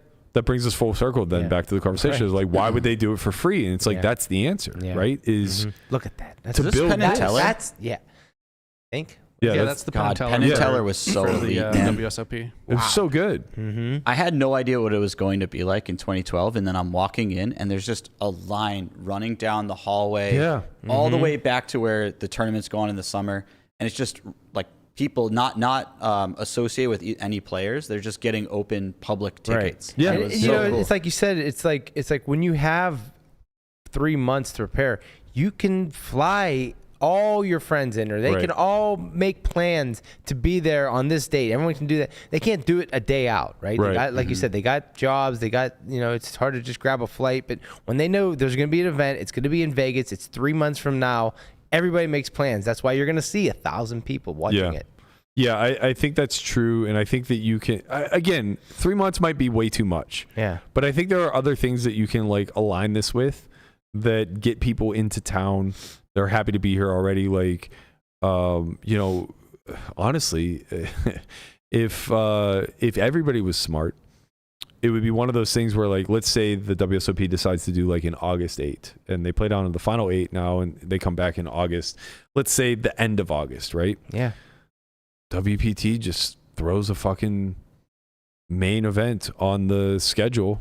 Oh yeah, hosted it. Why not? Hosted at the Win. Yeah, 3,500 with a ton of satellites, so people could get in for like $300. Yeah, that'd be beautiful. Yeah, and all of a sudden, like the city's just a buzz again with I mean, there's just like so much where you can piggyback off of hype, right? Like, and again, it does give people the chance nationally to pick this thing up. Right. Like, you can't just give them a 12-hour window where they have to care about this obscure thing. Right. Now imagine if Chrissy makes the final table. Right. And now we have a whole month to promote that this. She would have been doing Good Morning America. Oh, that's right. Oh, for sure. Truly. Cool. Madison was talking about that at the table yesterday. He's like, man, like if she would have just made the final table, it would have been so big. Like if she would have won it, like she would be like a national star, right? And like, if she had won it, if she had done anything else other than win it, though, I think it does become one of those like 24-hour news cycle things. Because there's no hype. Right. There's no hype leading up. Like we were all locked in. Yeah. As a community, man, nothing was more exciting than seeing her make a deep run because we fall in love with the storyline that could be. Right. Right? As participants in this arena that want so desperately for other people to enjoy what we enjoy and to see the game the way we see the game, to get back to days of yore where, the every Tuesday there's a 30-minute episode on ESPN kind of thing. Like, we want there to be a story that will drive that back to where it was. But had she made the final table and got 6th or something like that, what do we talk about that's any different than her getting 13th? You know what I mean? Nobody watches it because it's behind a paywall. So it just kind of happens. Yeah. Like you wake up the next day, the front newspaper says like woman gets 6th in the WSOP main event. Everybody gives a round of applause for it, and then we move on to the next story. Listen, I agree with you. I think making the final table is a big deal, but like it doesn't compare to winning it. Winning it is so much greater than just making the final table. Or just the prospects of winning it. So if you have 8 weeks of the what ifs, that's true, playing out publicly, right.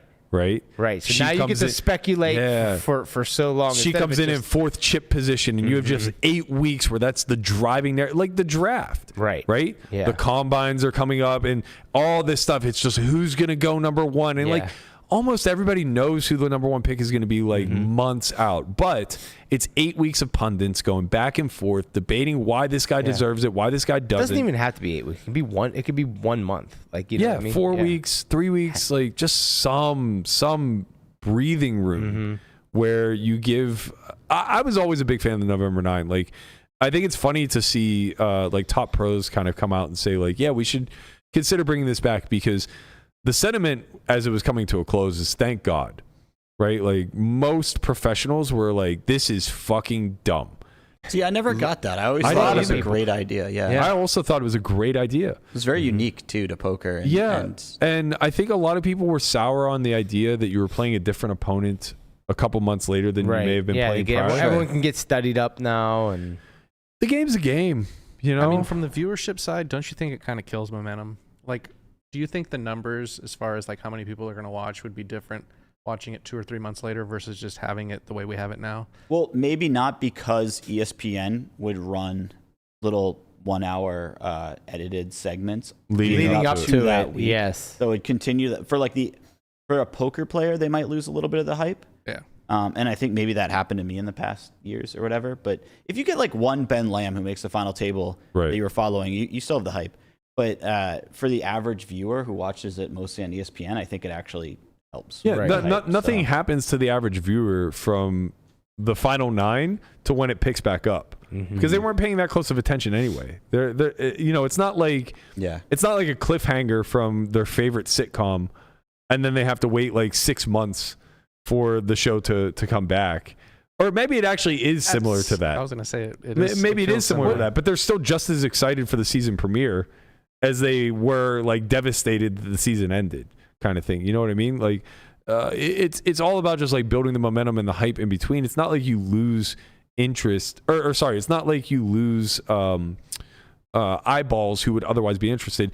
And the easy comparison to here is, well, do you think that Hustler Live Friday show gets damaged whenever they announce $1 million cash game a month in advance? I don't know that that's a fair comparison. I don't. Well, I guess the comparison I'm trying to draw is I might be in the minority, but I like the instant gratification of something that I've been following for the last 7 days. Everybody likes instant gratification. That's why you have to withhold it from people. I like all kinds of gratification. But the reason I compare the Hustler thing is because it's just about putting a calendar date out there, right? So they say $1 million cash game is going to happen in 6 months. Everybody's looking forward to it. And they don't have to look forward to it every single day for that 6 months. Just as it draws closer, more content gets pushed out about it. And then suddenly, like, tons of people show up to watch this big event. And that's really what it comes down to, is like you're just creating a big event. There isn't one like that or at least not organically. To add perspective to that too, I remember the year Raymer won. It was a year where they just played out the FT, and that summer I just looked up the results or whatever, and then I went to my first year of college, and one of my best friends from home also went to the same college as me, and we like hung out every day, and we're watching. We get some beers, and we watch the main event episode every week on Tuesday or whatever it is. And we get down to like second to last episode, and I said something that he realized I knew who won, and he was like, "You knew who wins the whole time?" I was like, "Yeah, did you not?" And it's like he was like a great example of like the more casual. I mean, he played poker a little bit, but like the more casual viewer, and he was locked in because this was happening in his mind almost real time. He knew it already played out, but like it was real time for him. I think that's most people, and especially it's most people that we want getting involved in poker. Like you don't really need to worry about if it keeps the attention of like the diehards. Or like the pros. Also, like it really regenerates the proper lane for everybody. And I'm saying this like I'm like watching my words very carefully, because I have the utmost respect for Lon and Norm. Like, I love them to death as people. I had the pleasure of working with them a couple of times on World Series broadcasts. Like, I just think that they are treasures in this community. And sadly, I don't believe that they're built for the live stream at all. Like, it's just not their wheelhouse, and them being forced into a role that they can't knock out of the park only damages their rep. Like, these are two guys that I think like wholeheartedly belong in the Hall of Fame. They've done so much for the game. They're the voices of ESPN, but like that ESPN era is now gone. And when it comes to the rebroadcasts where they release the pared down version that's 30 minutes long, I can't think of two people in the world that should be on there more than those two. Right. Like, I love Ollie and Nick, but like that's not their gig. It just wouldn't make sense to me to have them do voiceover for a 30-minute episode. That has to be Lon and Norm. And similarly, they cannot be on live streams. The commentary yesterday, apologies for the criticisms, but it was unlistenable. I mean, there was a spot where Tamayo flopped the nuts as a short stack on Ace Jack 10 versus Lena. And Lena has bottom set of 10s, and they're talking about city capitals and geography. And it's just like, you obviously lose me here, but you're losing the casual too. Like something very important is happening. You're not just filling time anymore. Like, that moment has passed. Right.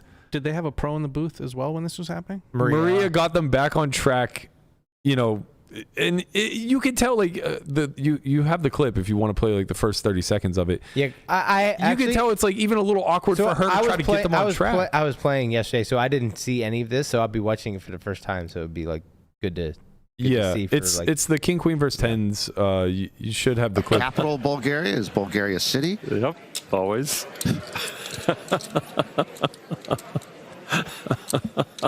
Right, very similar to the languages. That's you know, 10 always the flops name of the country. again. Yes, plus it city. is. Mexico City. Exactly. New York City for New York. Oklahoma City for Oklahoma. It's always that. Kansas City. Yeah. Kansas City's the capital of 2 states.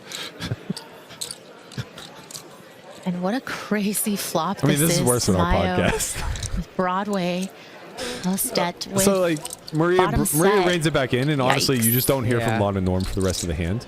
I mean, you can cut away from it. I don't know. Like that wasn't that And the bad. problem I mean, it was also it wasn't. It was like You have to They understand were that had in the been mid- going on for like 2.5 okay. minutes. So I mean, I'm kind of out of context here, but like. But the yeah, main context right. is the flop has come Right. out. Like pre-flop has already Yeah, happened, but as soon which as is it came interesting out, enough. Lon did say like, "Oh, he flopped the set here," and then No, he didn't. yes, he did. He did not. Run it back. He said he flopped the 10 again.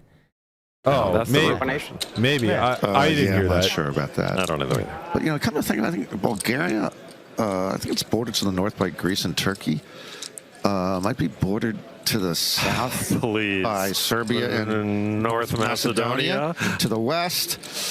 And maybe Romania to the north, but I'm not sure about that. Yeah, Romania to the north. You're correct. Glad you looked up what their I don't official look at languages. I don't look it up. Capital Like Bulgaria once you is see that Bulgaria there's two City. hands Yep, that are always. like they're gonna play. right, very similar to the languages. That's you know, 10 always the flops name of the country. again. Yes, it plus is. Mexico Okay. City. Exactly. I think New York maybe he City was for trying to New go York. back in. But he's getting stepped on now by Maria Right. and Norm, who right, are and Norm- continuing the bit. Right. It's Yeah. just it's too much. Like, I get it. It's an 8-hour-long stream. You It's have a lot. you have to have filler time. There's going to be a lot of just no hands that are not interesting. the second but, you like- see an obvious collision right, coming, right. All of a sudden you see King Queen. It's a playable hand. 10's playable hand. They're gonna and then you just go right back into the poker. Yeah. Especially when that flop comes out, they should be like, okay, guys, that's when to just stop talking about cities and countries. like this, and this is the Yeah. thing. Like I again, like recognize the moment. right. Again, I want to pay all the respect in the world to these two because I love them to death. They are the voices of the World Series in my mind. Yeah. And nobody fucks around on the mics more than Ali and Nick. Of course. Matter of fact, I don't know if you still have it, but if you can find that Ali tweet where he gives a little highlight clip of the late shift, that'd be great. But they're timely with it. Like their timing is so fucking impeccable. Yeah. And they're very good at being able to weave from joking to actual serious commentary back into the jokes, all within the same breath Yeah. of the moment that's playing out. And Lon and Norm that's not their shtick. Their shtick is being able to cut little jibs and jabs of jokes here over pre-recorded footage that they've worked the material out, and it comes across perfectly. And Maria just has like the toughest job in the world, because not only is she being asked to be the play-by-play, or sorry, not the play-by-play, the color commentator here, and provide all the analysis of the hands that are happening, but she also is kind of forced to be play-by-play because these guys are kind of mailing it in. Yeah. They're talking about fucking Bulgaria. Right. And look, we do it all the time on the pod, but we got a lot of dead air to fill here. There are some days where there's shit happening in the poker world. Right. And so I'm not calling for their heads. I by no stretch am saying that they shouldn't do commentary or anything like that. I'm just simply suggesting that this is not their lane. And I know we've all had this conversation a dozen times. It's year over year. We all went, look, it has something to do with what they're contracted to do. It has something to do with it being the main event. It has, who knows why these choices are being made.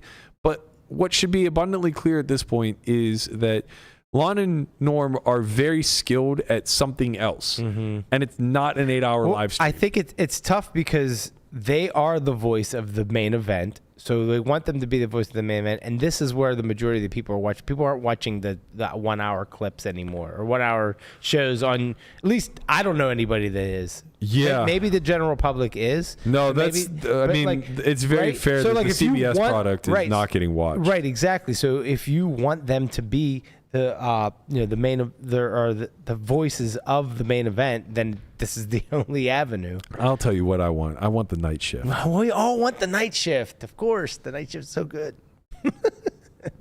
I feel compelled to say this because he seems like such an affable young man, and as somebody who's part of the Brown Brotherhood, I feel somewhat qualified to do so. But usually when you hear the Abu, insert surname there, that's watch list material out here in the States. And, this is a contrasting data point here. Just a nice guy who, frankly, I wouldn't mind flying with. That's what I say. Well, Machado quite happy to haul that one in.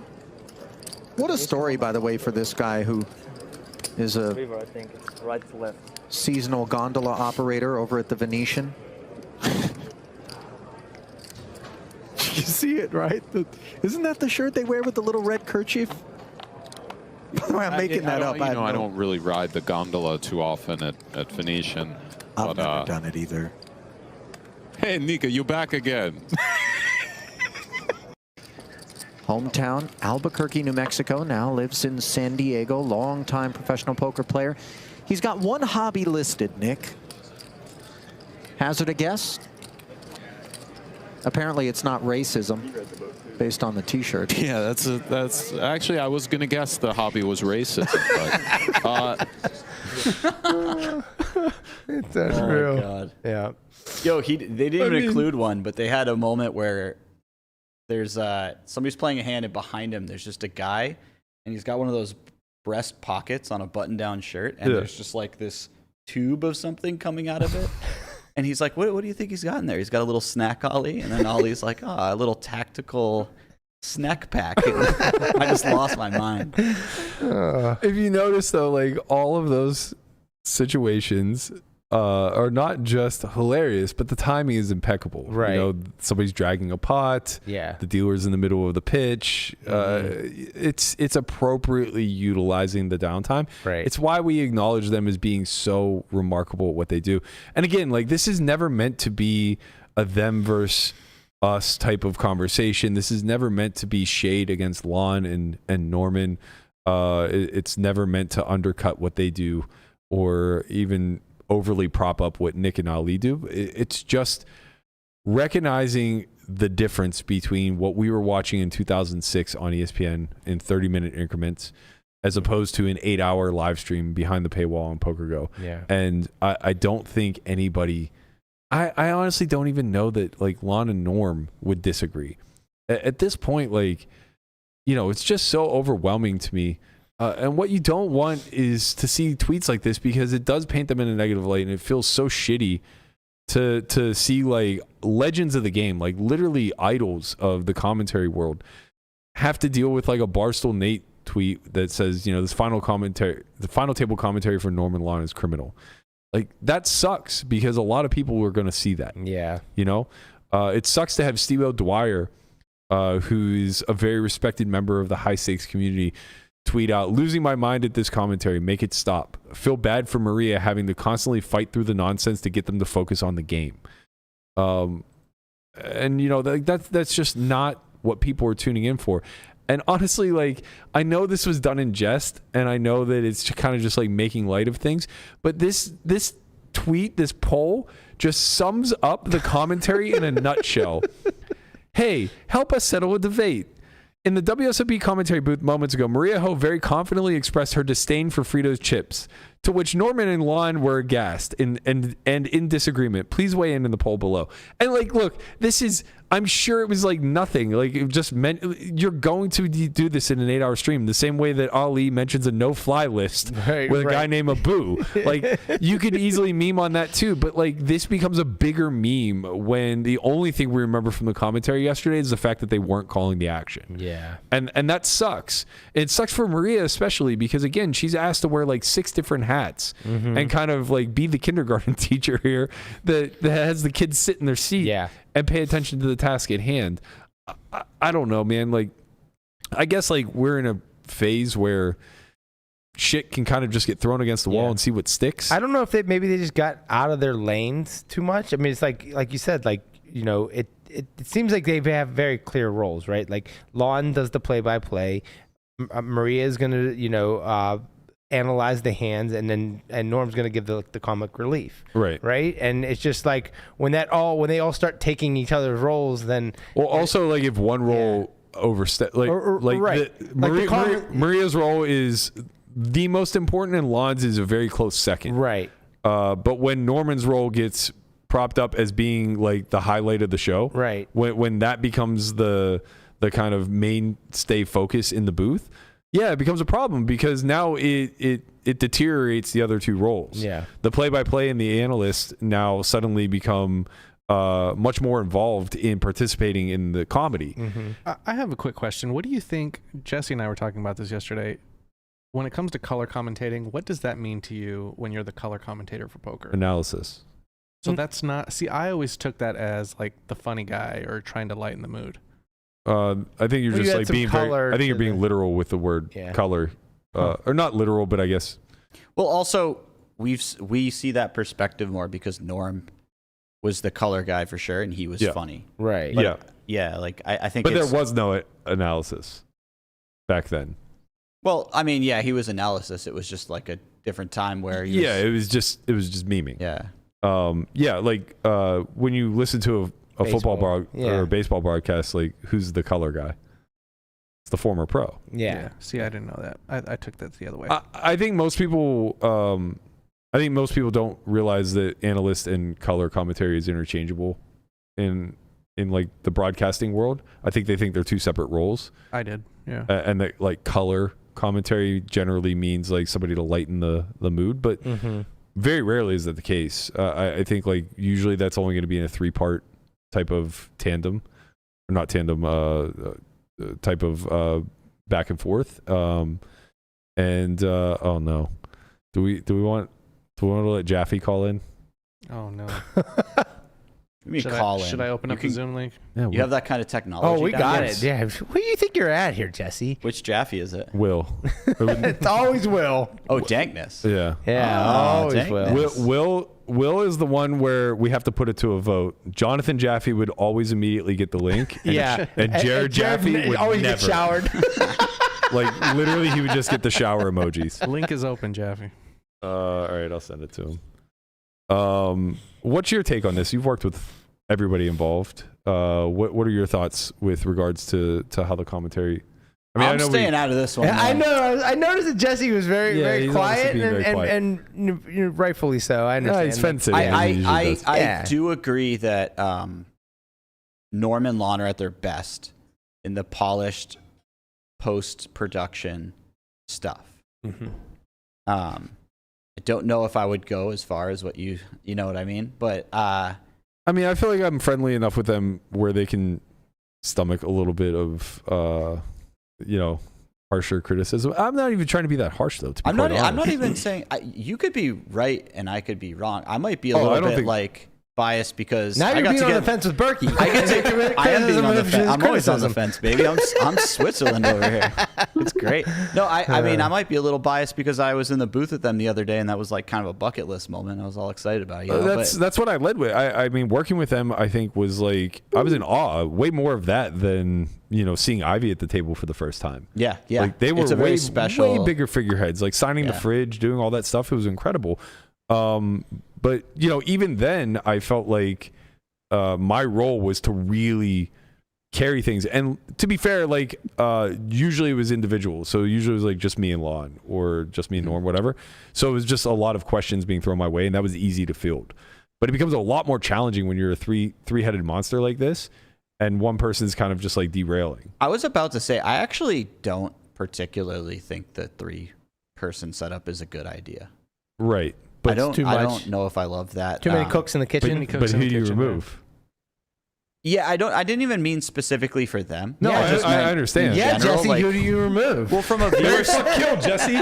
I'm trying to decide because from a viewer standpoint, I don't really mind 3 people, but from being in the booth, It's a I feel lot. like, yeah, it's a lot. It's much more difficult to do that and Yeah. to not speak over each other and to have the proper back and forth. Like Ali and Nick get to have these back and forths partially Right. because they're just interacting with each other. Yeah.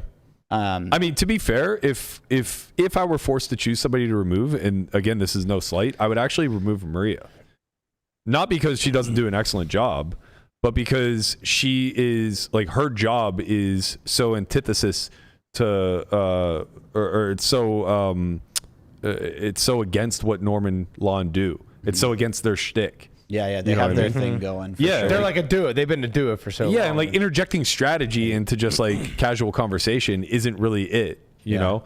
And I think that's why it comes off so poorly is because the diehards, which are the majority of people watching behind a paywall, want strategy. They don't want Norman Lon in there just like kind of hamming it up. They want Maria, they want Nick, they want Ali, they want you, give them 10 commentators all dissecting a hand to nauseum, you know what I mean? So I think like I think you need to pick a lane as Poker Go. You either go one way, which is just kind of the lighthearted commentary where Lon and Norm are just going to call the action and we're going to move forward with life, or you go the other way where it's just going to be Nick, Ali, maybe you have Maria in there, whatever, and it's going to be a lot of like, man, that was really sick what he did with 210s there, like he's on another level, yada yada yada type of stuff. All right, we have a special call in. Hello, Will. There he is. Hey, can you guys hear me? Yeah, We hear you. What's Live up, guys? from Poughkeepsie. How you doing? Doing good. I think it's all interesting conversations you guys are having.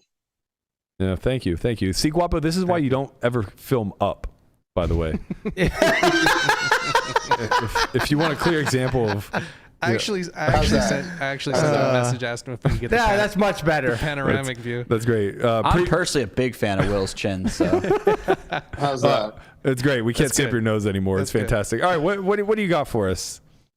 Well, I think it's a lot, right? I think one of the themes is that everything has changed in terms of the dynamics, right? Like the whole, like when Poker Go, do you remember exactly when Poker Go was like founded and started? Yeah, 2017 was the first live sit and go when they brought back Poker After Dark.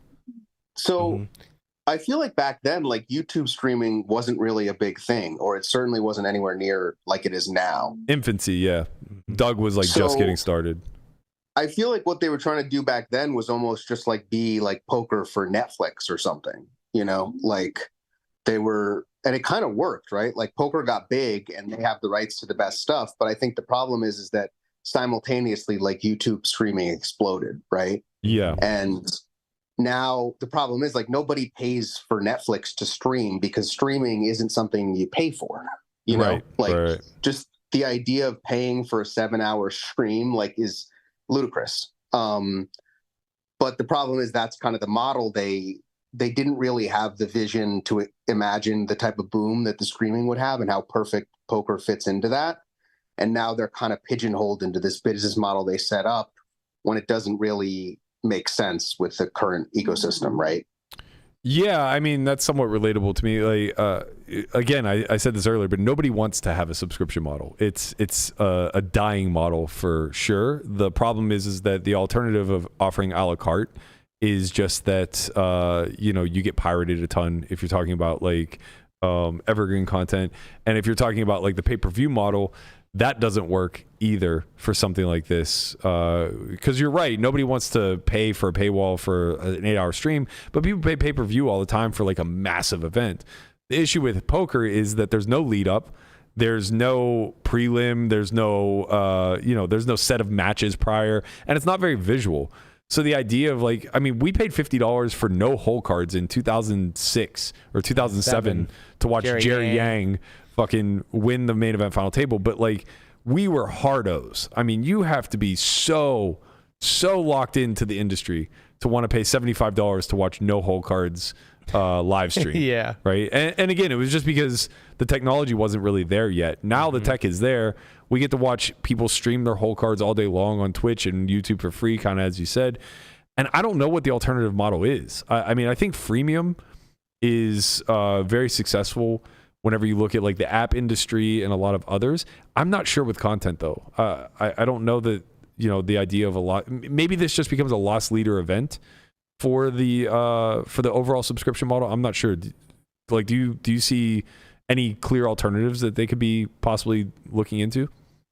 Well, I think the subscription model kind of works much better for like premium content.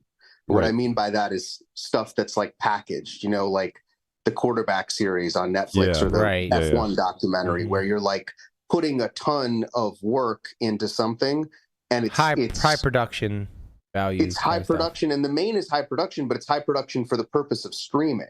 And that's where the split happened. Was it used to just be high production, and that's another thing people don't realize is like two things. One, this used to be just hour-long episodes, right? That Norm and Lon were doing that were pre-produced, and like they spent a lot of time making, and there was no stream. But then the other part of that is that the game evolved from being like Amir Vahidi, you know, and Dimitri Nobles to being like Stevie and Lena. So the audience used to be like there was no need for strategy back then. It was actually would have been out of place. You know what I mean? If Lon and Norm, because Dimitri Nobles wasn't studying Pio before he played, you know, like these guys were just basically gambling. Right. And I don't know if you remember, but they did live stream it on ESPN2. And the way that they interjected strategy was they would have, at one point they had Olivier Biscay. At other times they had Magic and they had Antonio and D-Negs. And then they would run the break desk similar to how they do now, where it was like D-Negs, Helmuth, and Antonio all kind of chopping up what had happened over the last 2 hours. The break desk was much longer. So now I think Nick and Ali only get like 10 minutes. But back then, they would get like the full break, which was 20 or 30 minutes long, something along those lines. And then they would just like do random cutaways to Olivier, who is effectively like a sideline reporter. And it would just be like, oh, yeah, you know, that 3-bet in that particular spot was really world class, yada, yada, yada. Back to you, Lon. And then we would get the light commentary again. That worked, in my opinion.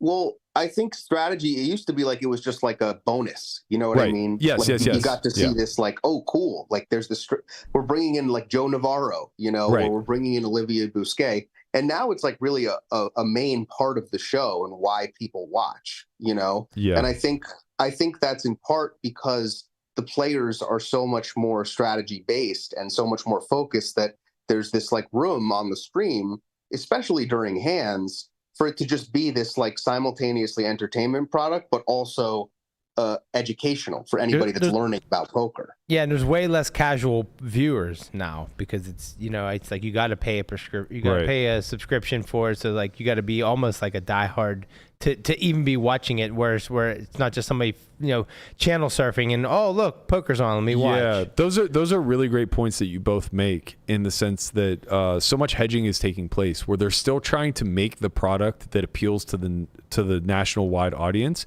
but they're not affording it to the national wide audience any longer. And you just land on a lot of these hedges where it's like, okay, well now you have Maria the Lion Tamer trying to get things back on track, while we're not getting enough strategy for the hardos and you know, not enough I guess availability for the casuals. So what we end up with is this product where no one's happy. And now you take the biggest event of the year within the framework of poker and you turn it into a bit of a dumpster fire, I guess. I don't want to, maybe that's a little bit harsh, but it's a little bit harsh. If you look at the problem is that if you scroll through poker Twitter, it isn't a lot of propping up the main event, right? It's a lot of tearing down what they're getting wrong, and it's been this way consistently since the ESPN days. But that's just what Twitter does in general. I don't think that's always what true. Poker Twitter does in general. I don't know what you're talking about, Turtle. No, I think it's just a broken model, right? Like it's clear that this model doesn't work. Like I'll give you an analogy. My son is almost 4 and he has this chair, like a beach chair that's little, and he won't touch it. But if another kid goes up to touch it, like he wants it. You know what I mean? He goes, no, I want to sit in it. And it's the same thing with people. If you see a stream with 20 people watching, like you don't want to watch it. You know what I mean? Right. But if you see a stream with 100,000 people watching it, you're like, holy fuck. I need to see what's going on. And it's like this placebo of value that's created not by the actual product, but by the interest in others. Mm-hmm. And the problem now is that the main would be one of the few streams that could reach 100,000 live viewers. You know what I mean? Agreed. Which would be unprecedented, by the way. And the fact that that's not happening is sort of a disaster for everyone, right? Because why would you not want something like that? You know what I mean? Yeah. And I just think the model is sort of, I get why it's like this, but I think that people are complaining. If the main wasn't good and super entertaining and like the Super Bowl of poker, people wouldn't care. You know what I mean? They wouldn't even bother to complain. But because they feel like it could be so much better, I think that's why you see a lot of the negative responses to it. Yeah, I wholeheartedly agree with that. Like, I know that poker Twitter can be a cesspool, but that withstanding, I do think that we're pretty good at calling a spade too. And when things are great, they get pointed out as being great. When Triton ran the $1 million event and, everybody and their mom was like watching and tuning in, like that was very much propped up on poker Twitter. When the Gelfond challenge happened and there was 30,000 people concurrently watching him play a fucking cartoon avatar and come back from down $1 million, like nobody on Twitter was saying, the production value is a little shit. We're very quick to point out when really big things happen in the industry that are moving the game forward and that we're excited to see happen again and again. And you're right, like they have a year to get this right every single year. And the fact that it's not doing 100,000 concurrent is a crime, because it's like there's literally one event in all of poker that could do those numbers, and this is it. Yep. And we like just find a way to fuck it off. And I think like obviously it's a byproduct of the model being broken. That's clear. But I also think it's kind of not seeing the forest for the trees, right? Like not being willing to put this product out for free in hopes that it will lead to more revenue down the line, I think is just a massive oversight by PokerGo, right? Like, sure, they're acquiring new members at some rate, but again, like how many, right? Like I don't know the numbers. Maybe I'm dead wrong. Maybe they're making like 80% of their yearly revenue simply off of selling subs to the main event, but I just highly doubt that's the case, right? And I would imagine they would probably do just as well by running this event live on YouTube, attempting to get 100,000 concurrent, breaking all records within our industry and our space, and then selling subscriptions at a discount off the back end of that. Yeah. If you like what you see, run an ad every 30 minutes. Mm-hmm. If you like what you see and you want to see more, if you want to watch a replay of this, it'll be on PokerGo after the event ends. Here's a subscription code for $5 off your first month. Yeah. Right. I think the problem is they got into it with this idea and they haven't, like, if they had gotten into it like Hustler or Triton with the idea of it being a YouTube-based service, it would be perfect because they would have been working towards that, and now they have the payoff.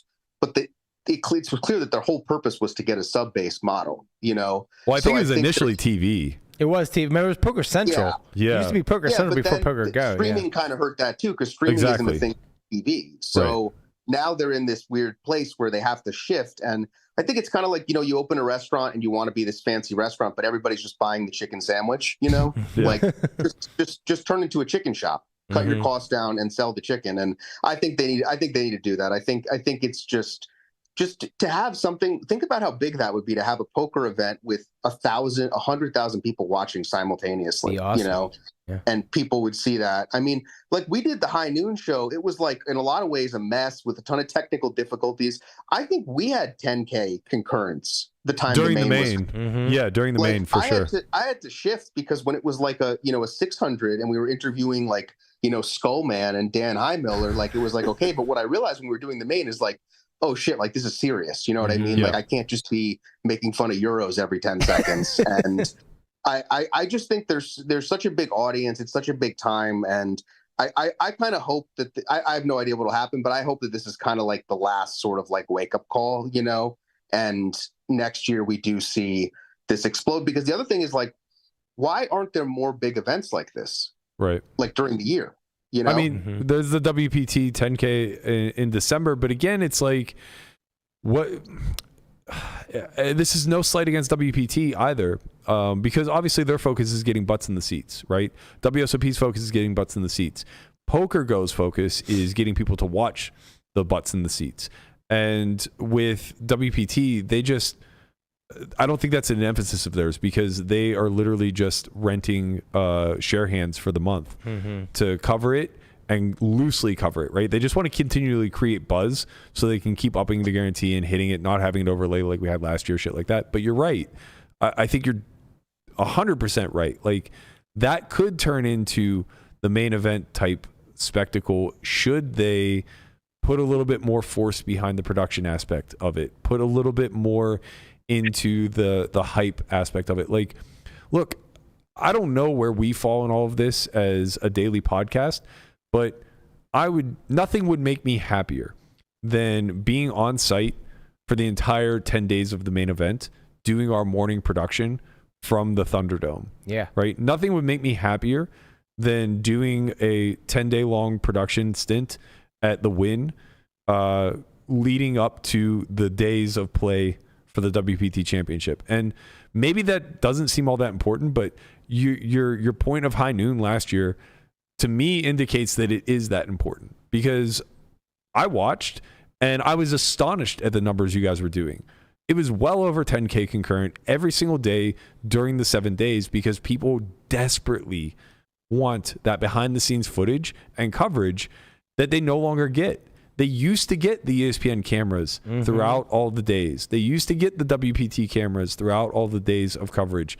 They used to get Poker News on top of things, not just releasing hand histories, but interviews every single break. Remember the red couch? Every break, new people would get interviews. These would get uploaded to their website. Like, it was a hub to really be in the room while the biggest event of the year was taking place. And we've lost all of that to vlogging, to live streaming, to all of the other distractions that I guess have kind of taken over the industry. And I think the issue is that the powers that be that have any level of control over this don't see it as a packaged product anymore. They just see it as competing against the other stuff in the space that's doing numbers. So when Polk puts out a video that does 500,000 where he breaks down a hand, they think they need to add in more hand reviews. When Hustler Live does a live stream that does 25 concurrent, they think that they need to be streaming more hours of the event, right? Instead of just seeing it as a package deal for what it is, it's the main event, right? That's your core product. And how you package it and market it out to the world is going to be what creates all of these ancillary like output models, which would be podcasts. It would be reporters. Like Jeff Platt is the best asset that they have, and I think he's massively underutilized. He's doing his own like social where he's putting his own interviews out and stuff like that. Like, that stuff should be everywhere. Media should be picking that up. PokerGo, Poker.org, Poker News, whatever, all of that stuff. I mean, there are so many tentacles that can spawn off of this where they don't even have to pay a big cost. People are already doing this content anyway. You just bring them into the fold. At least that's my point of it. I don't know how you feel about this, Will. It was frustrating because it's not really, you're not adding that much legwork by having a pre show. Like, you already have the cameras there. You already have the audio set up. You're going to run a stream that needs to be high quality. You're just adding like an hour before the show. And like you said, like, the only reason this works is because it's the main event. Like, people have said, like, maybe if the NAPT, comes, would you do high noon? I'm like, yeah, we would do it, but we would get 20x less viewers. Yeah. Because the product is not nearly as appealing to the audience. And I just think that it's not being seen for the bigger picture. They're not, I mean, we had those numbers and they still decided, not to push to bring it back. So I think there's sort of like it's getting lost in some sort of translation or something, because I don't really know why they wouldn't want to utilize that opportunity, which is once in a year, to just get more eyeballs on things, and it's not like they're setting up an entirely different set. You know what I mean? It's not like they're having to build out, bring in share hands just to build. No, it's all there already. We're just kind of, giving you boots on the ground. And that clearly works in other areas, like college football or whatever has college game day, NFL has NFL Live. Like, people don't just like to sit and watch something. They like the preview and the element of kind of getting, like you get in your car or whatever, you're getting your coffee, and now you kind of just like get in the zone before you build up to the event that you're watching. So I don't know. I think the main is big enough to do this. There's not much else like it, but to me, it's motivation for other companies to try to compete, right? Yeah. Like if they're not doing it right, there's this window open, and clearly nobody has been able to buy the rights to the main from PokerGo, despite all the money that is being thrown around. So to me, it's like, it's not a matter of money. Like no tournament's going to get as big as the main, but it's not like you can't get a big 10K or 25K with a massive prize pool. That's not the issue, right? It's that they're not building the same type of hype around it or production. So even like the WPT, I don't know if it was the last one, but the one that Elliot Hutton won, he won like 4 million. Everybody at the final table got $1 million. So it's not like they didn't have the prize pool, or the numbers. It just, I don't know, I think that it'll kind of work itself out, but I think right now we're all kind of like sitting on the sidelines, and as people that have been in poker a long time, like we're frustrated with the results that we're getting. Yeah, I wholeheartedly agree. And to paint a corollary, we covered that event. That was the very first December event that you're talking about, the one where Benny Glazer got second. We covered that the entire week of the main, and that final episode where Elliot won, I think our show did like 50,000 total views, which if you go back and you look, we average like 10K per day. So to have a standalone episode that did 50,000 views, people care. Like when it comes to these major events, people fucking care. Even if you're only talking about what we quote unquote call the diehards. It's like when diehards start to accumulate into the tens of thousands or hundreds of thousands, like that's a big audience that you want to appeal to and you want to be able to sell your product to. And yeah, I mean, I just couldn't agree with you more that I think on all fronts, it's just a bit of, I don't know if laziness is the right word. I feel like that may be a little bit too harsh, but it feels like something has been established and it's just kind of plug and play now, Well, we know the main event's coming. We're going to throw Lon and Norm in the booth, have Maria help them out, and we're just going to flip the switches for 8 days straight. We're going to do the coverage, and then we're going to go home. Yeah. And yeah, I think that's gotten pretty tired within the industry, especially in a digital media space where there is endless opportunities to get more and more granular, more and more behind the scenes. Like we even see it now with the NFL. That's like the best model to look at is if anything has done an amazing job of growth, it's the NFL and NBA. They're the two biggest exploding sports in the United States in the last 30 years. And a lot of it is to be attributed to their digital footprint. The NFL now with the Manning cast, they're literally doing a fucking watch party with two former Hall of Fame quarterbacks. Eli's. Well, borderline, whatever. But also, that's it. You know why the Manning cast is so popular? I mean, the access. They're well, also because the Mannings are better commentators than the people they were using. That's true. Yes, that's true too. You know what I mean? You had this massive event that was exploding that everybody was watching, and in a lot of ways, the commentary was like dragging behind. So they brought in those guys, and they're super entertaining. I think the difference between sports and poker is that poker is as big as it's ever been viewership wise, but it's still like a niche. You know what I mean? And for sure. The way the poker works is we have like a lot of downtime where there's not much going on. And no matter what you do, you're not going to get that much eyeballs or interest. But then we have these spikes, right? Yeah. Like the Robbie Garrett thing, the main event, whatever.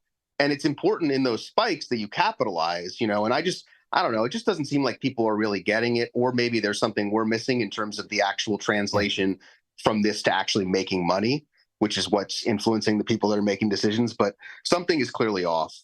Yeah. Especially the main event. Like when you talk about spikes, like the Robbie thing, those are like, you can't predict that, but the main event, it's happening in July every single year. So there's all year to prepare for it. I think the monetization is truly the root of the problem. Yeah. We're just, as a community and as a whole, we're just not good at monetizing shit. I mean, that's kind of the thing. The product that's for sale here is just free.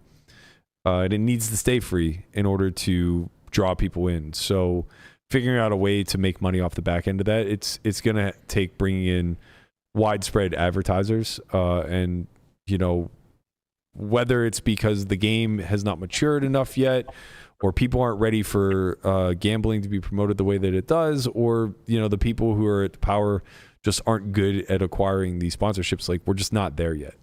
And I don't know what changes. I don't know what moves the needle. I don't know if it's bringing in a major player like ESPN again, or if it's getting online legalized and getting a lot of those dollars funneled back into the ad revenue. But something's got to give. I feel most disappointed this year because I see the writing on the wall with the Chrissy run, right? Like, I'm almost thankful she didn't make it because we're not ready.